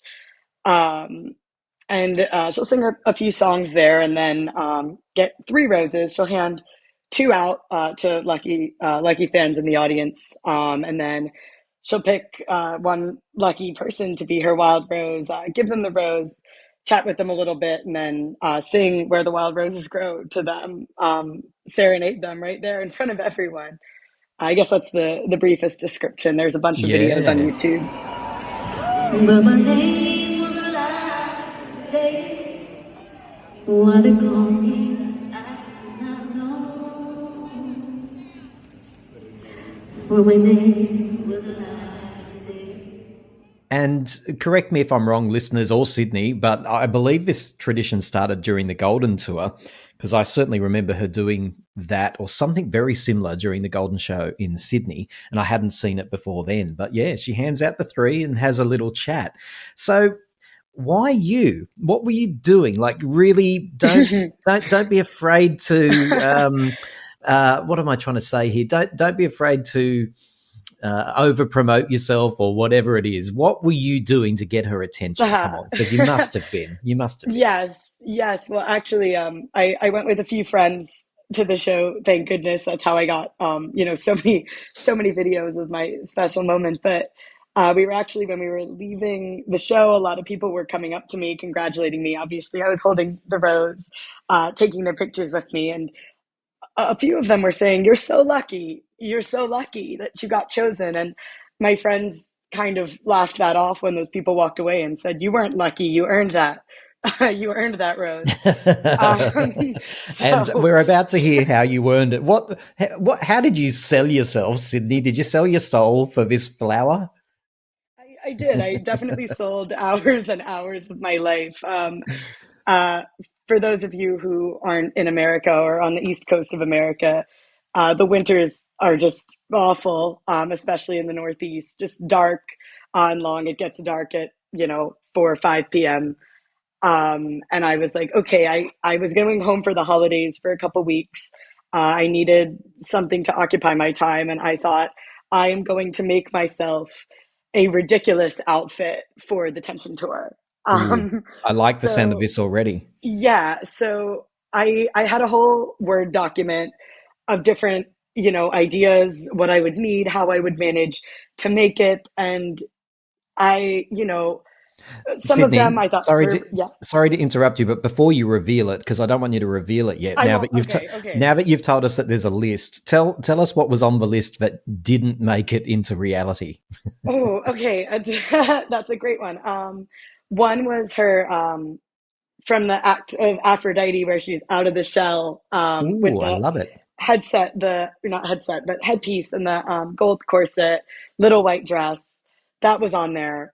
The one that I was heavily considering was her Brits Fever outfit with the knee-high boots. Oh yes. I was also thinking about the Fever little like kind of bikini and mini skirt, the super sparkly one. Yep. And actually, one that did make the cut, I went to 4 tension shows. So for 2 of them, I wore one outfit, 2 of them, I wore the other. One that did make the cut but didn't get me the rose was I made a copy of her Edge of Saturday Night music video outfit. So Oh, it that's made pretty the cut, clever. but it didn't, put me over the edge. But pun intended, the edge. But yeah, so that one made the cut, but didn't, All right. didn't make the DC show. No. So, and by the way, what great choices, because all of them are doable. I believe me, I wouldn't even know how to buy a sewing machine, yet alone use one. But for the Aphrodite one, for example, I'd just get a white sheet and tie a bit of old rope around my waist and put some angel ears on. All of them were doable. I can understand how a fan could create all the ones you just mentioned. But big reveal time. What was the one that got Kylie's attention?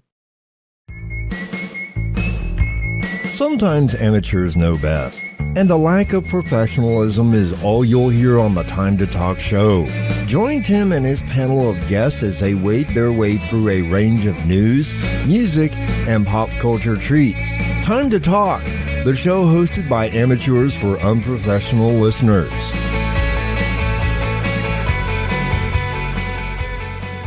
Big reveal time. What was the one that got Kylie's attention? I went with the Showgirl Homecoming catsuit. Oh, wow. Okay. That would have got my attention.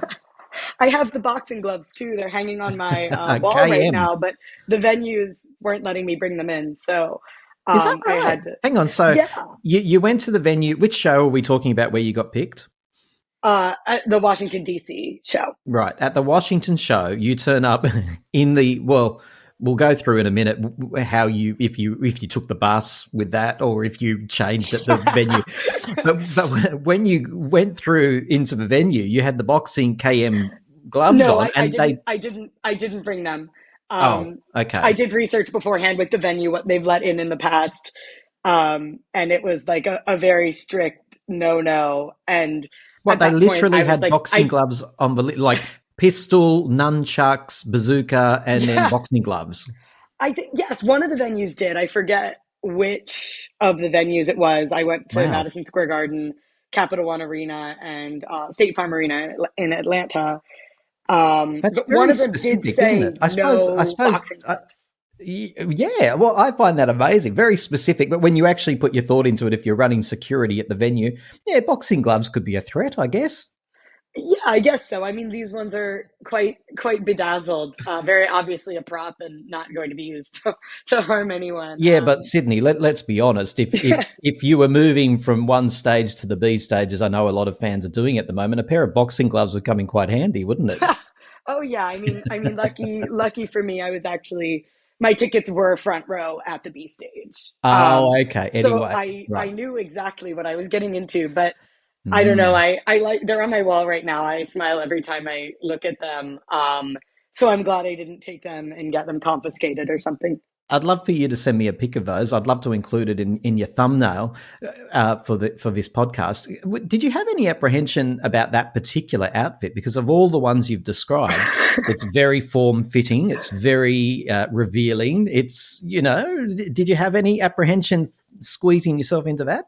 Yeah, a little bit. It was less about that because at the DC show, I'd already had 2 shows at Madison Square Garden, and I was talking to some of my, Kylie friends, and for the Edge of Saturday Night outfit, it's kind of just a black bathing suit with fishnets. And I was talking to one of my friends, talking to him and saying, should I wear tights and then the fishnets, or should I just go with my legs? And we kind of came to the conclusion that it would be a disappointment to Kylie Minogue herself if I decided to try to cover up my legs. So I decided to just own it. And after that one, where I felt like I was essentially, standing in the middle of Madison Square Garden in underwear, it made me feel a little more sure of myself. Can I ask, here's a strange question that just popped into my head, but because we know Kylie so well for her fashion and been over the top at times or very camp or whatever you want to call it, extravagant. When you think about it, now that I'm picturing what you've done with the catsuit and the Edge of Saturday Night outfits, Kylie has a lot of courage, doesn't she, really, to wear some of these costumes? To us, it's like, oh, that's just what Kylie does. But actually, wow, it takes courage. Did it take you courage to wear these outfits? Oh, absolutely. And I mean, I think that been something that she's had a great influence on my life. And moving to New York as well, I feel in this city, I can wear whatever I want. I, I was, yeah, I mean, it's not my fashion sense as, Sydney and not Sydney dressed as Kylie is a lot, less extravagant and flashy. My friends make fun of me because they say I only wear black, white, and navy blue, and I need to wear more colors, which, Wow. being a Kylie fan has helped me incorporate into my wardrobe. I'm wearing a pink shirt right now, so And I'm getting truly, there. in all seriousness, Kylie has sort of inspired you to be a bit more adventurous in terms of fashion, has she? Generally. Oh, absolutely. Absolutely. Wow. And I mean, just seeing how she reinvents herself, it's very much, in the past I might have been, oh, I'm not going to wear that because that's not me, that's not my style. But now it's kind of, oh, I don't have a style. If I like how it looks on me and I feel good about myself in it, I'll wear it. My outfits don't need to be consistent day to day to match some sort of, So Sydney, you know, if you're staring at like a bright neon pink T-shirt on a hanger, do you actually have little Kylie on your shoulder going, "Just do it"? What's the harm? absolutely, or at least try it on. Because I can Try it on. always, try it on in the dressing room, send a picture to my friends, do we like this? Do we not like this?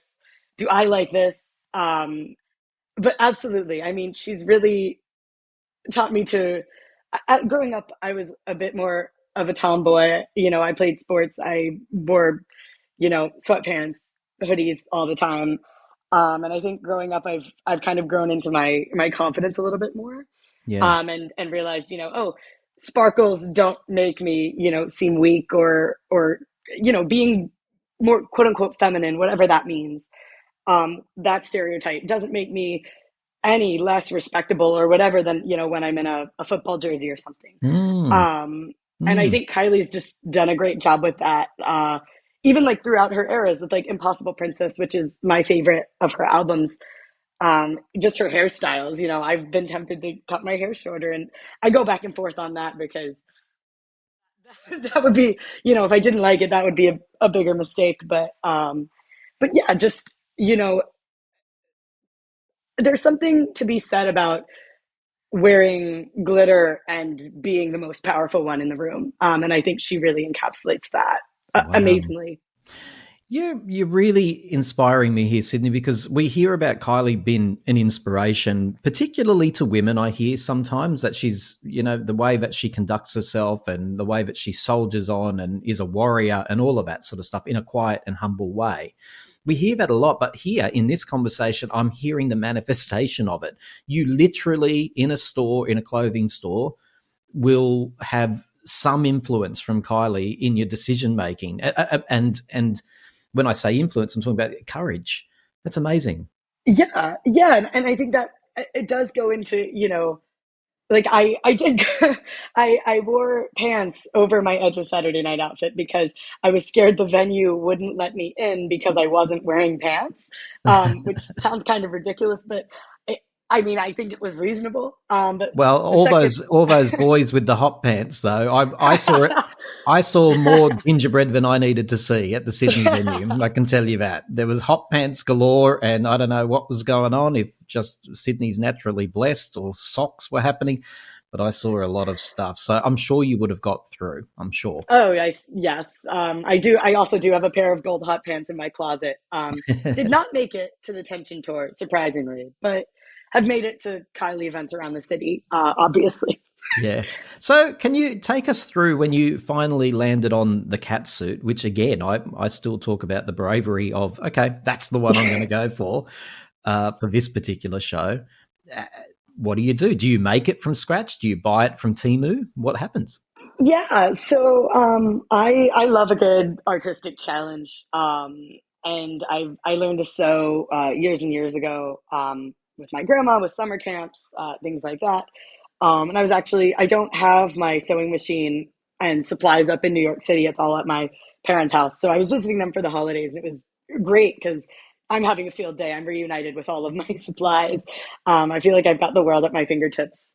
Um, so I have years ago for Halloween, I bought this kind of sheer high necked leopard print bodysuit. So it goes all the way down my arms, my whole torso, and then kind of like clips underneath. And I was like, okay, that's a great place to start. The leopard print just isn't something I generally wear in my wardrobe. So I was like, great, it gives it new life. I'm in the sustainability field, outside of being a Kylie fan. That's what I'm up to. So sustainable fashion, making my own clothes, mending my own clothes is really important to me. So then I was like, okay, I'm going to need a pair of some sort of legging, form fitting pant. Um, and I'm going to need a lot of this fabric to make the rest of the accessories. And I actually ended up finding a very long, like large, so lots of fabric, leopard print dress at a thrift store. I think it was from Zara or somewhere. I must have bought it for like 10 US dollars. Washed it at home and started just cutting it up and going to town. Wow. Wow. Was it fun putting this costume together? Oh, it was so fun. And my brothers were also home for the holidays. My parents, my brothers, my cat, all of them I think were kind of running through the room at time to time. I'd set up my family weren't hosting any holiday parties, so I took like the whole dining room table was just spread out all over it. I think it kind of killed my mom to an extent, to just lose that entire area of our house. My surfaces. Exactly, exactly. So a whole lot of ironing, a lot of chalking things out. I am in this really bad habit where I don't really measure anything before I sew it. I just make it and then alter it to be fit. Okay. So it was a lot of doing and undoing, and I like this, but I'm gonna take out all the stitches because I think I could do it better. Again, I'm a bit of a perfectionist in that way. Oh, right. So you had So one version yeah. and almost went back to basics. How long did this all take you? Was it over the course Oh, of days on and off or? yeah.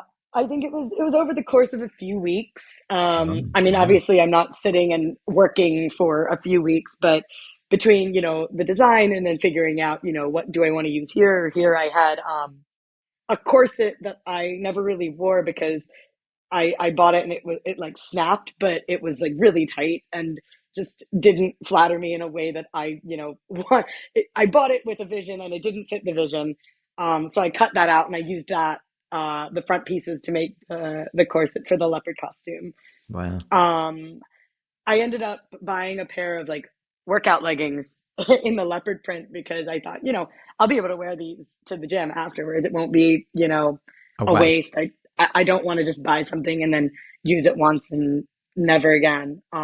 Just financially and environmentally unsustainable for me. So they were really comfortable. I actually paid a few dollars extra to get the ones with pockets so I could carry my phone and stuff around with me in the You're a arena. See, this is fashionable and practical. I'm loving the sound of it. Did the Absolutely. process did the process of putting this costume together, did it like it sounds like you have some knowledge and enthusiasm for fashion anyway, but does it give you an appreciation of what the original costume makers go through? Because I think they're very certainly from my perspective, I don't think about them too much, but there's a lot of hard work goes into this stuff, right? Oh, yeah. I mean, just thinking about, um, I mean, correct me if I'm wrong. I'm pretty sure it was Dolce and Gabbana who Yes. did the Yes. catsuit. And I guess it must be, it was so fun for me to make it. I can't even imagine the fun they had coming up with that for her. Um, and Well, I think that I we mean, can how do see you present uh, that to her? Yeah, we have this well, idea. You wear it. you're absolutely right. I think there's you can get a glimpse into the evolution of that costume in the White Diamond Yes. documentary. It was actually really funny because when I was putting the boxing gloves together, I kept thinking of that scene where she holds them up, and she's like the letters are backwards, upside Yes. down or something.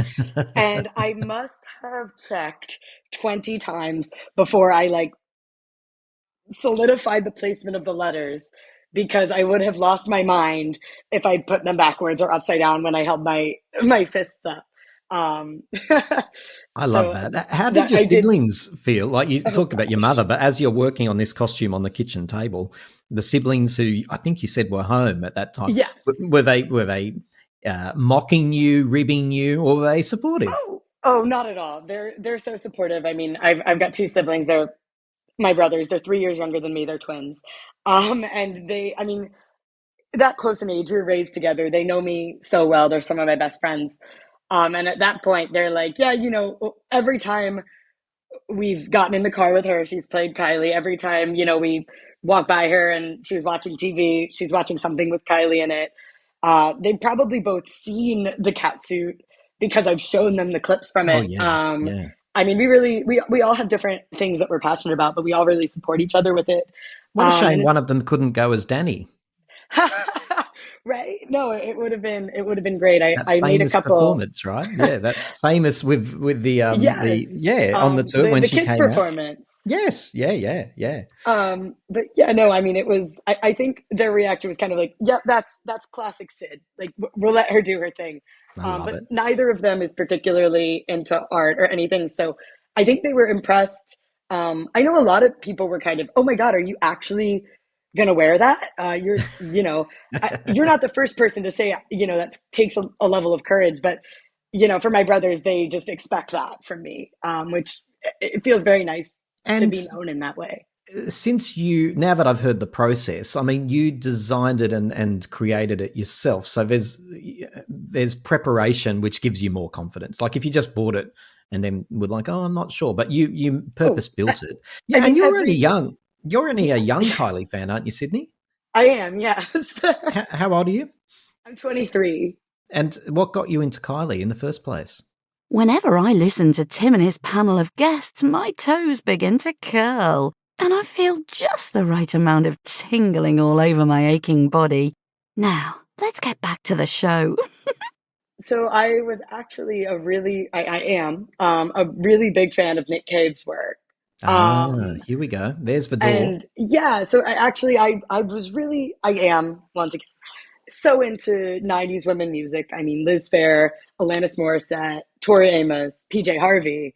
And PJ Harvey has a duet with Nick Cave on the same album on which Kylie has a duet with Nick Cave. So that The kind of Murder got me into Ballads him. album, right? Yes, exactly. Henry Lee and Where the Wild Roses Grow, respectively. So it was kind of just all my music taste led me to Kylie. I'm also a huge Coldplay fan. So I remember when Kylie had her Glastonbury Legends set and she's singing, hugging Chris Martin. She's singing, hugging Nick Cave. And I'm like, who is this lady? I want to be her. Why am I not her? Wow. So you are only Yeah, around Glastonbury, which wasn't that long ago, really, I relatively. so I remember listening to disco when it came out and I really liked it. But I kind of listened to it, you know, that's a great album. I really respect her as an artist. She seems like a kind person. All these other famous people who I respect their work, they all like her. She's in the clear. But I didn't really kind of click on Kylie until about a year ago, actually, which is kind of horrifying when you think of how intense I am now. But I feel like she's got that But what power. was that click? What was a trigger moment? So I really, obviously, who didn't, loved Padam when it came out. But then I guess it was last February or March or so, I was at the beach with some friends. And I asked one of my friends to play some Kylie, put on Padam. Um, and she put on Padam, and then In Your Eyes came next. And I didn't even like it kind of I was reading, the music was on in the background, and I was just kind of like, oh my gosh, what is this song? And it was almost this like feeling, I'm listening to the song, oh no, this is my next thing. This is the next artist who I'm gonna go, and obviously it's Kylie. And I just, listen to it's all I listened to for weeks. And then I have to expand on that. I listened to Fever, got back into disco, Tension, and then the rest is history. Yeah, but Sydney, you got the Kylie calling. You know, some people they talk about when they become a nun, they got a calling. You listen to In Your Eyes, and you got a calling. There was a beam of light through the car window, and there was angel music, and you looked out the window and thought, The skies oh, opened up, and yeah, yes. everything went from wrong to right, and the stars came. Very nice, very nice. Sydney, I've got to ask. I don't know if this is a riddle wrapped in a riddle, but you mentioned there that you were a Nick Cave fan, Australian, Kylie, Australian, Yes. and your name's Sydney. What's Yeah. your obsession with my country? I get that a lot. I get that a lot. I I've never been. Would love to go. I also loved. So my first concert ever were the Wiggles. So you can really Australia's trace it biggest back. export. Yeah. So You do and have a then natural affinity with Australia, though. You do. Like, I'm not yeah, talking about it's necessarily the weird. people, but you definitely click It's with our outlook, maybe, or principles. There I is think something about so. Australians, right? Yeah. Yeah, I mean, I'm named after my great grandpa, so that wasn't. I don't think either of my parents. They But haven't that been would to have been spelt Australia. differently, wouldn't it? Sydney is No, usually, he was spelled. It was spelled the same way as mine, which is really cool. yeah. And that's very Where different because Sydney's are yes, usually SIs, correct? Yeah. yeah. I would say not n- the ones who are younger now and women. It's usually SY, but at the time, yes, it was Mm, quite unusual. mm. Um, yeah, it's actually funny. I I ran into an Australian man in New York City the other day. I walked into a coffee shop and the barista asked if what I wanted. I hadn't decided yet. I told her so, and this man, Australian man, said, "Oh, I really recommend whatever." And we made some jokes about America and whatnot. He told me he just got his green card, so congratulations to him. But then I said, oh well, if you get sick of it here, you can always go back to Australia. And he was shocked that I recognized his accent. Just Wow. shocked. He said a lot of Americans think he's from England, and he was like, "How do you know? How do you know what an Australian sounds like?" And then, of course, we start talking about Kylie Minogue and all of that. And he goes, "What's your name?" And I go, "I'm Sydney." And he just starts laughing. So I think it's really funny that you bring that up because I get that a lot. Yes. Sydney, I can't. It's delightful talking to you. I'm loving listening to you. Of Let's go to course. the arena in Washington, and I want to hear all about it because I'm quite riveted. You've turned up. Did you turn up in the catsuit costume, or did you change at the venue? No, so I made the critical error when designing this costume. That essentially it all has to be on at once, with the caveat of I could go to the bathroom. Other than that, I'm not even going to ask how, but there yeah, you go. it was three main different pieces. So that kind of, I would take two of the pieces off, but the hood was very much stuck on when the costume was on. And it was like, if the hood comes off, the hood is not going back on. Okay, so the So, hood inclusive of the ears, correct? inclusive of the ears, yes. Right, got it. So, yes, I did take the metro, the train into DC to the You venue. didn't. I said that as a I joke. You went did. on I public did. transport? Oh, I what was did. happening? What was happening on the metro? So obviously, I mean, I made it. I made the costume. It was all fit, especially for me, for my body, for the shape of my head. So I forgot that I was wearing it. It was really comfortable, a little warm, but it was actually below freezing in DC that day. So perfect. Um, I noticed, people were staring at me, and that usually doesn't happen in DC. I'm from Maryland. I'm from right outside DC. So, I grew up there, and I'm like, okay, people don't really stare here. That's not culturally something we do. And at first I was like, okay, maybe I just look really happy and excited because I'm going to see Kylie. And I was with my mom. My mom went with me to that show. And she looks at me and she goes, that guy keeps staring at you. And I go, I know, right? Why? She's like, I don't really know. And then a couple minutes later, we were like, oh my God, I'm in the outfit. Like, she didn't even remember. Like, it's just me. Oh, that's a worry, Sydney. You think, why is everyone staring at me? And this is so embarrassing. Yeah, And I you was like, don't what are even you? remember that you're dressed like a human Yeah, cat? yeah. Well, I mean, it was almost like, do I have something in my teeth? And it's like, no, but you have a hood on with leopard ears. Oh, that is so cool. And actually, I haven't been to the United States, so this is a bit presumptuous, but I assume that public transport over there, that's probably the least of the most extraordinary things that you could see on public Yeah. transport in Well, the United States. so I was laughing actually. In New York City, absolutely run of the mill. If I saw someone dressed in that, I would be, okay, good for them. In DC, it is a little bit less out there. Got it. I mean, in New York City, it's just so many more people. So Now, in DC, it definitely stuck out a little bit. had your mum seen Kylie live before? No, she actually, I mean, she didn't dislike Kylie, but she was never particularly a fan. She prefers more like alternative or rock music. Yeah. But she and I have gone to concerts together all the time. We've been to Coldplay, U2, The Cure, So she Pat loves a live Benatar. show. And Yes. I ask because I'm setting up this story, I suppose, as your mum, who's never seen Kylie before, arrives at the arena on from public transport, and you're arriving dressed in I mean, this is a great story Yeah. so far. It really My is. my mom and I are a lot alike. I told her, I'm wearing this there, and you can come with me, but you can't be embarrassed by me. And she told me she could never be embarrassed by me. So I said, okay, perfect, Oh, you're what a in. beautiful thing for a mum to And say, I even know, as you're I think she dressed loved like that. it. I think she loved it. She thought it was ridiculous. So take us to I was the arena. happy. Oh my gosh. This is, I can't believe I'm about to say this. So I am obviously just so ecstatic. At this point, I've seen Kylie twice before, both at Madison Square Garden.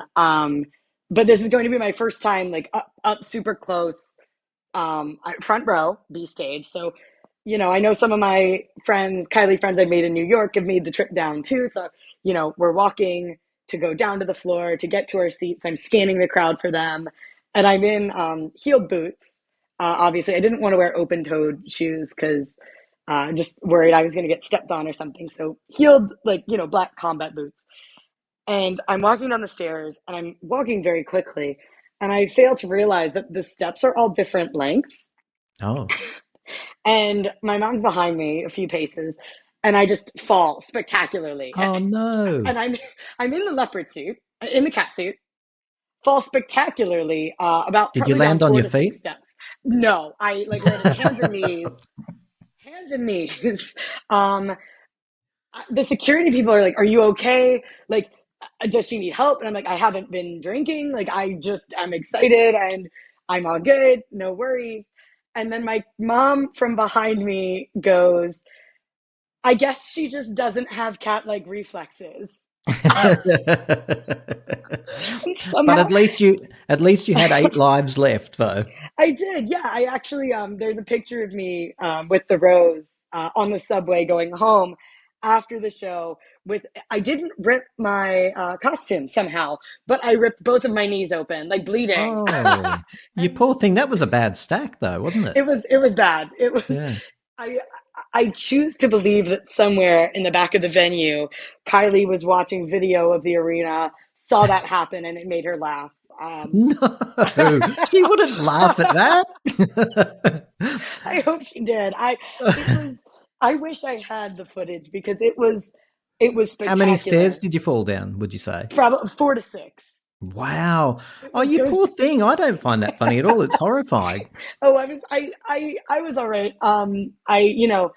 My knees they were pretty bruised up. Oh. And kind of hurt on and off for the next week and a half. And I actually was on the phone with my mom because I went right back up to New York the day after the show, and I said, I'm going to be really mad when my knees stop hurting because every time I feel my knee hurt, I think about that night and I get so happy.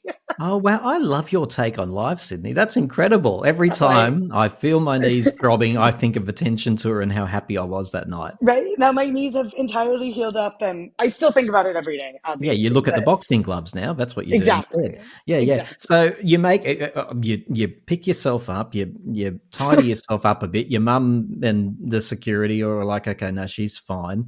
Do you continue parading down to the B stage? Yes, I do actually. And okay, this was crazy. So the venue had made a mistake and they'd numbered all the seats backwards.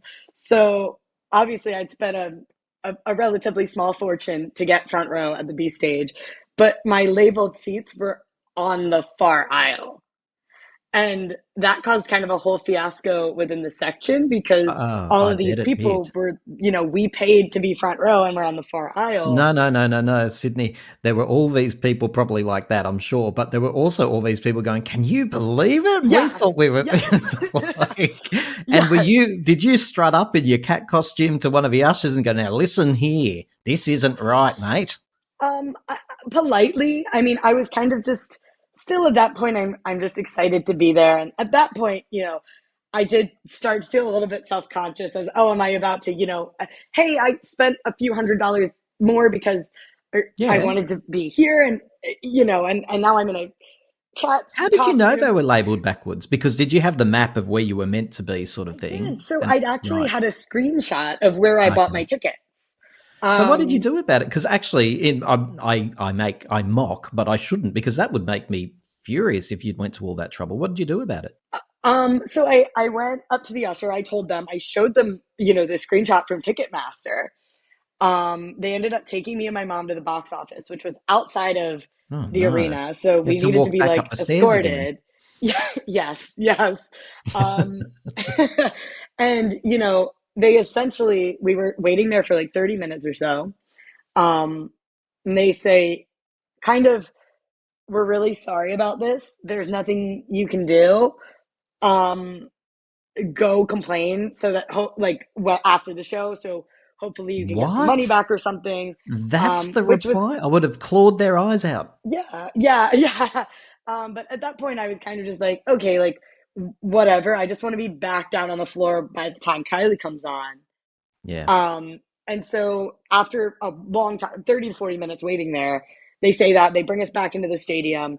My mom and I go downstairs carefully this time, no falls. And I meet some of my friends.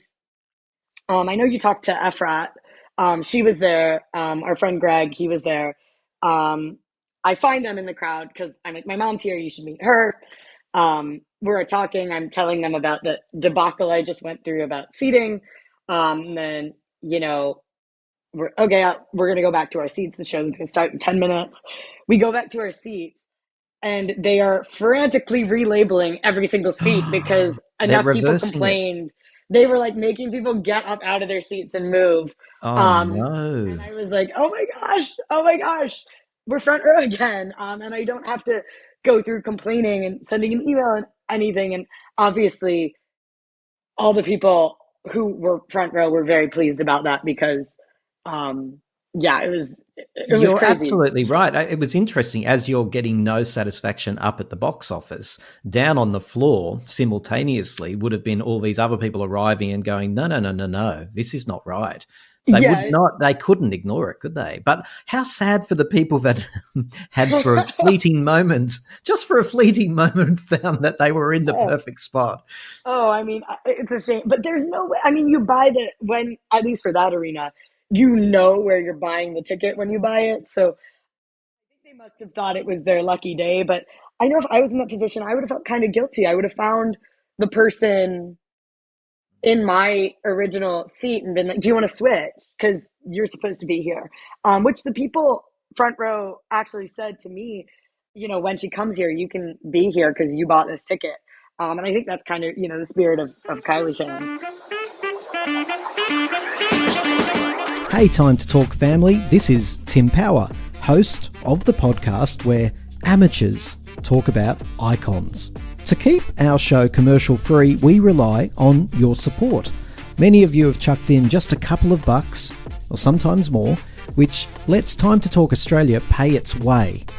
There's no obligation, of course. Keep listening to us no matter what. Liking and sharing our content is also a huge help. But if you do hear something that you like and you think you can support the show by throwing in a couple of bucks, head to patreon.com/Time to Talk Australia. The link is in the description of this podcast. Hi, Tim and Time to Talk listeners. This is Danny from Melbourne. And I'd just like to say your latest podcast made me very angry. And as always, we want your voice memos. If you've heard something that you agree with, or possibly you're outraged, and let's be fair, many of you listen simply to be outraged, then take out your phone and record a voice memo. Cap it at around the 2-minute mark and then send it to me. I listen to all the voice memos that come through and occasionally we include them in the show. Our email is timetotalkaustralia@outlook.com. Thanks for sharing, rating, contributing and donating to this very little podcast from Down Under. I genuinely love our little Time to Talk family because lovers of pop are an endangered species. So why don't we go extinct together? So that's all I have to say. Get off the airwaves. You're such an amateur.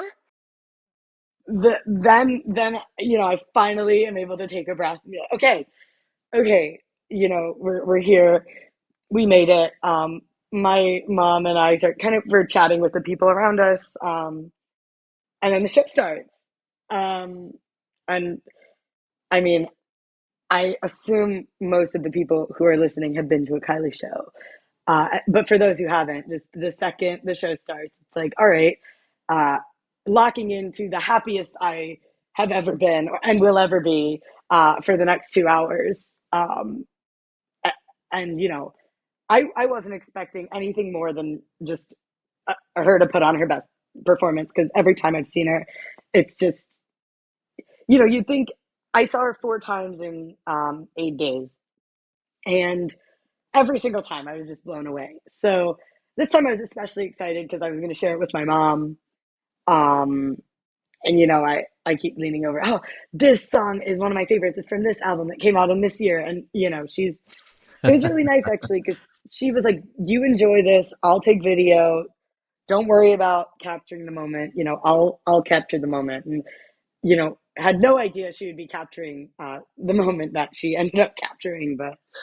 Okay, So so then when she gets onto that B stage, Sydney, and the part's coming with the Wild Rose, and I'm not even hearing from you, and correct me if I'm wrong, that this was a plan as such. I mean, everyone around that stage is going to try to be that person, but it's certainly, Oh yeah. you haven't mentioned that this was a ploy. Your cat costume wasn't specifically No. for this. So how did it happen? So I mean, obviously I was like, I think the costume would make me stand out, but I was more just like, this is really fun. It's a fun way for me to get creative, to be expressive. I mean, a ton of fans were super happy to see me in the costume. I was getting high fives. People were asking to take their picture with me. Oh my gosh, like such an old reference. So that was mainly why I did it.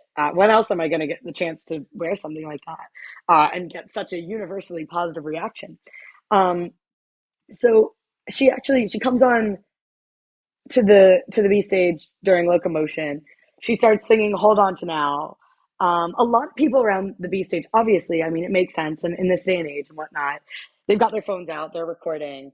I don't have my phone out at all. I'm just singing my heart out to "Hold On to Now." And there's a point where she like smiles at me and points at me, and I'm like, oh my god, oh my god, she just noticed me While she's singing. while she's singing, and Wow. then she then goes on to play some request song, or she actually didn't for that show. She looked around at was thinking about doing requests, and instead went into the entirety of "Lost Without You," which was just mind blowing. She loves that track. It's amazing. I mean, I have always loved that track, but after seeing it live, it's obviously one of my favorites. It felt so special. What felt even more special was that pretty much everyone is recording. Not that many people seem to know it. I'm kind of just there singing my heart out. Sorry to anyone whose video I might have ruined with my voice. Um, and then it's time for the Wild Rose. And how are they doing that? Like, I know it sounds like a strange question, but in that sort of what I would call mosh pit, are people raising their hands and going, "Kylie, pick me, pick me"? Is that what they're saying? Yeah. Essentially, you're just like cheering, hands out to her, jumping up and down.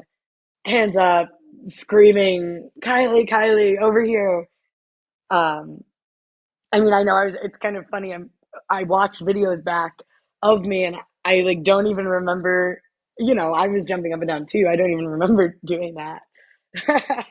Kind of just overwhelming in my mind. Like I said, thank goodness I got so many videos of it. At this point, she's sort of you've lost a little bit of hope because she's turned her back and she's walking in the opposite direction. What happens from there? Yeah, so she hands out a couple roses as she does, and who's gonna be my wild rose? And starts, just walking around the other side, kind of like directly away from me around the whole stage, comes back and is a little bit away from me, and then she makes eye contact with me, and I just see this look on her face. Oh no. And I just like she makes eye contact with me, and I'm like, oh my god, I know it's gonna be me, and she knows it's gonna be me. Oh, Something I didn't even notice. Like I was just, oh my god, oh my god, oh my god, she's walking over to me. But she's like, it's got to be you, you beautiful creature. really? It's got to be Yeah, you, you you beautiful beautiful creature. creature. Oh. Kneels down. She asks, will you be my wild rose? And yeah, of course. Yeah. Gives me the rose. I take it. I take it with my right hand. I like lean over, the barricade, immediately put it in my other hand and reach out to her. I don't know why I did that, but Just she kneels instinctively. down and takes my hand, and is like, are you okay? I was like sobbing at this point. Oh, But I really? was like, yeah, I'm okay. She's like, okay, good. And that was all off the mic, which was just so cool to have that experience with her. Um, and then you're gonna love this. Have you seen the video? Did I ever send that to you? I haven't seen it yet, no. Oh, Which, you're by the way, is has worked out to be much better because I'm with you in this moment now. yeah. So you're really gonna love this part. She she goes, nice to meet you. So what's your name? And I yell, Sydney. And she goes, what? And I yell it louder, and she says, Sydney, in the microphone. And I nod, and she starts cracking up because everyone makes the connection that, this American girl called Sydney is a huge Kylie Minogue fan. It was almost like, are you serious? Like, yeah, that's my name. That is so cool. So Kylie got the connection straight away, as she would. Yes. And then she asked me about the costume. She complimented it. I think I mean I'm just it's so still just unbelievable to me that any of this happened. And she asked if I bought it, if I made it, especially for tonight. Yeah, I made it. Um, and it was so cool. I mean, the whole audience, the crowd was clapping for me. It just overwhelming experience, even as for someone as extroverted as I am. I was okay. Wow, wow. It's not just Kylie. It's Kylie and 20,000 friends. Absolutely. 20,000 friends. So she asked you, and you said, no, I made it. What Hmm. did she say to you? She was just like, "Oh my God, she made it," and kind of put her hands up for everyone to start clapping. Everybody, applauded that.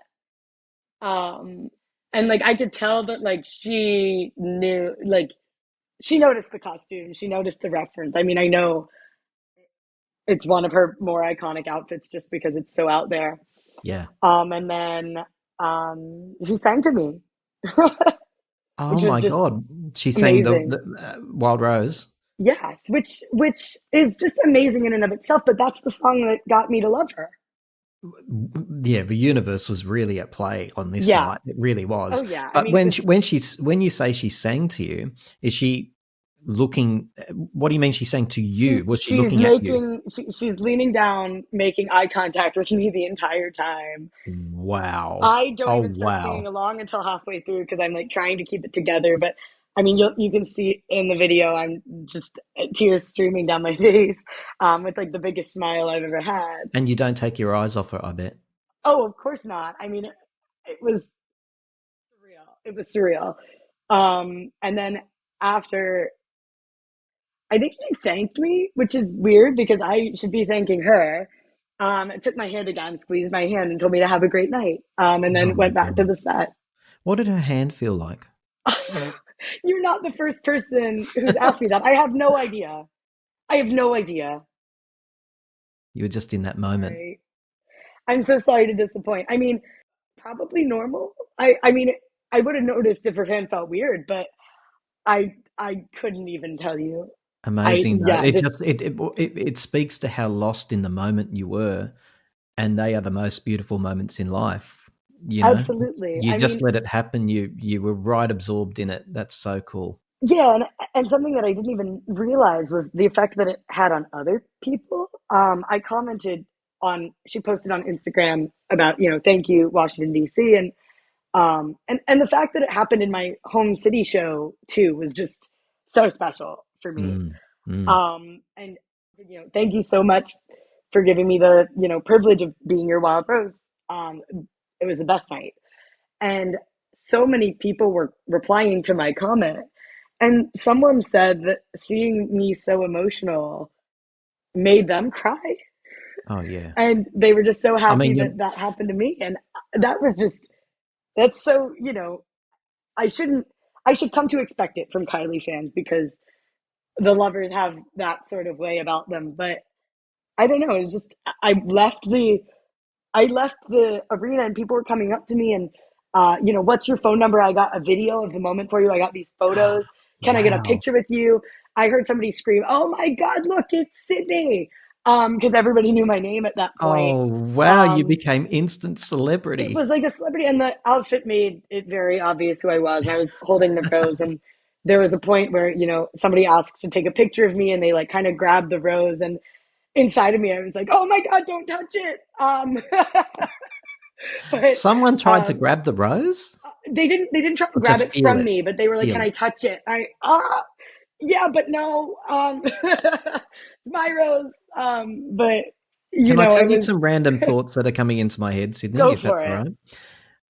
Because I'm just struck by the story. Honestly, I'm as struck as the people who were there watching. I'm having that vicarious emotional response too, because she means so much to me, and I'm living through your experience. But some of the random, strange thoughts that are popping in my head is how much respect Kylie has for people who are all around her, right? So what I mean by that is she knows what it's actually like to be at a sewing machine because she was doing that Yes. herself. She was making her own. She made her first Logie's dress. That was one of the first big awards she ever received. Mhm. She and her sister Danny both were making their own clothes. Really loved it, and actually, she spoke in some early interviews about, well, if the music thing goes away, I might find myself working in fashion.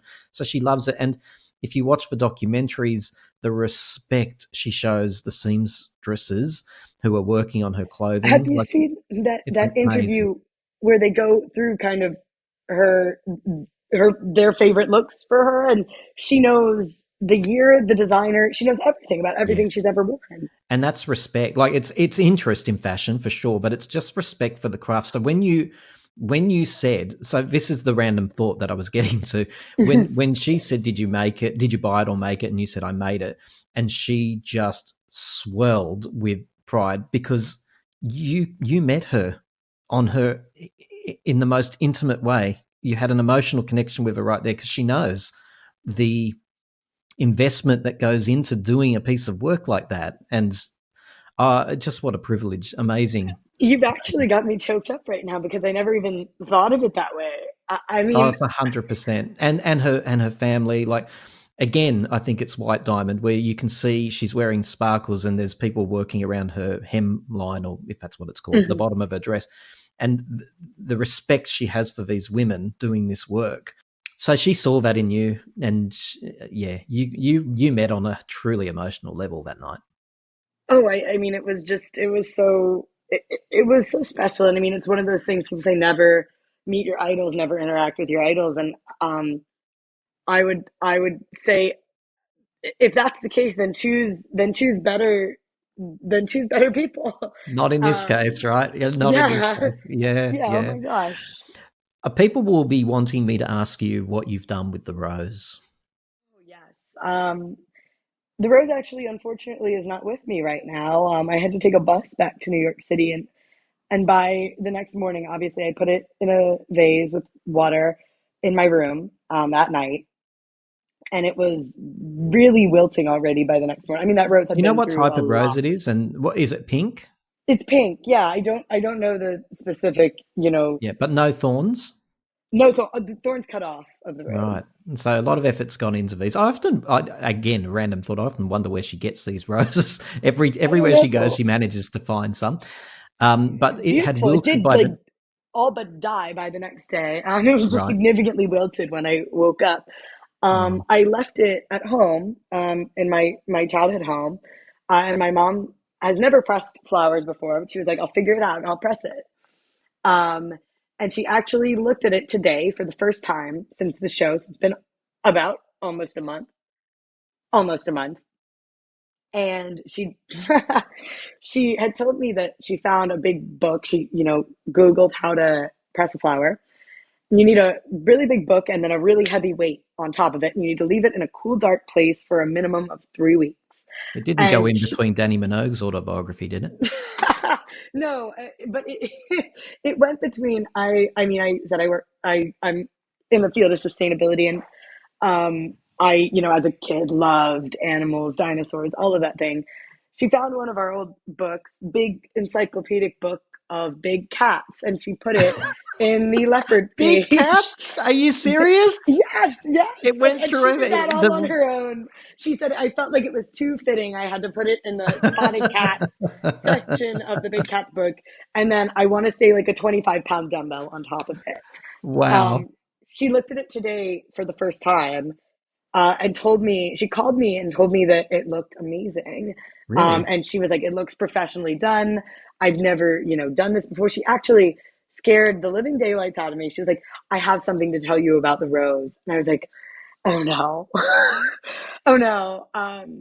Even though, I mean, obviously it matters so much to me, but the moment is what matters to me more. But then she goes, "Oh, it looks amazing. I'm Wow. so proud of myself. Like I did a great job. Have not received a picture of the rose yet. I'm just taking her word on that." So you have to Maybe you it looks just up. have to Maybe she trust bought your another mum. rose and is just hoping I don't notice. No. Like when I you trust replace a her. dead pet, right? Well, this one looks Exactly. slightly Oh, different. it's a goldfish. Yeah. Oh wow! Oh wow! So and Yeah. I have no idea about flowers. Once it's pressed, does that mean it will last forever? Does it? Yeah. Right. Or I And what do you mean, do with it? You keep it conceivable in forever. between the book, or do you ever release it No, from? I'm planning on when I get this rose back. I'm gonna get it framed, and put a Ah. picture that I was given of me with her in that moment, Oh, with it. Sydney, the ultimate, a beautiful frame, a photo of you interacting with Kylie and the rose embedded in the frame. Amazing. That's my vision for it. You need to backlight it. You need to spotlight it. It needs to be in a very prominent place in the home. Oh This yeah, is very exciting. it's my number one conversation piece now, Oh, for sure. yes. Sydney, what did this moment mean to you?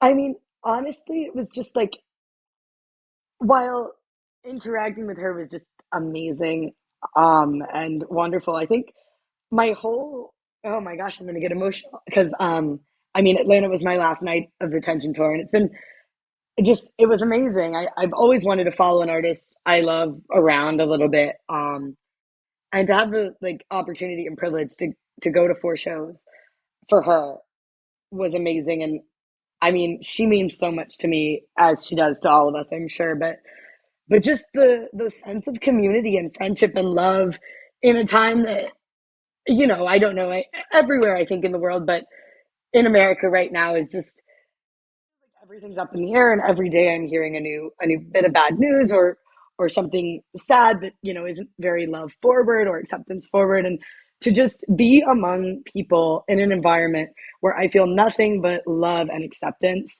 uh, and then all of these amazing friends who I've met throughout the tour, people who I've met prior to the tour, meeting at the tour, it was just this sense of joy that was untainted by anything. And people, all genders from all over the world, all different ages, all different backgrounds, coming together because of Kylie, it just makes me feel like the luckiest person in the world.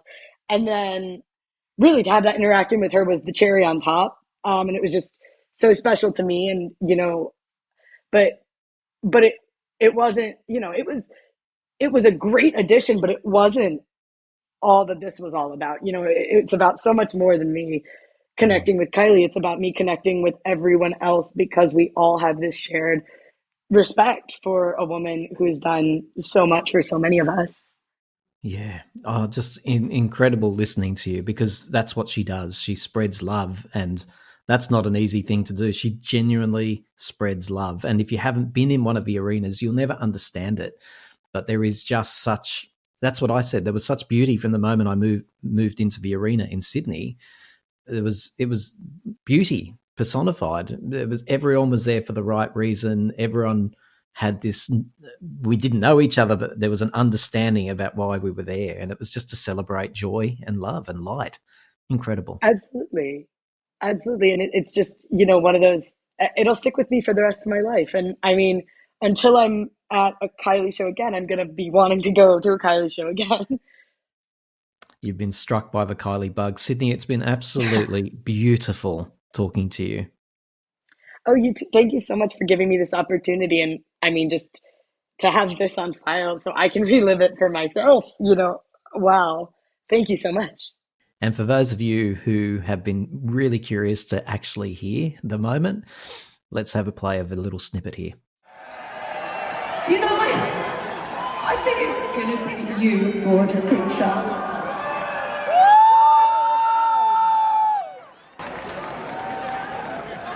What's your name?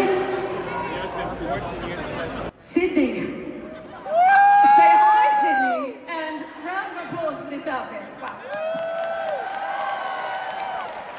Thank you for being with us tonight. Is this new? Was this whipped up for the occasion, or she made it?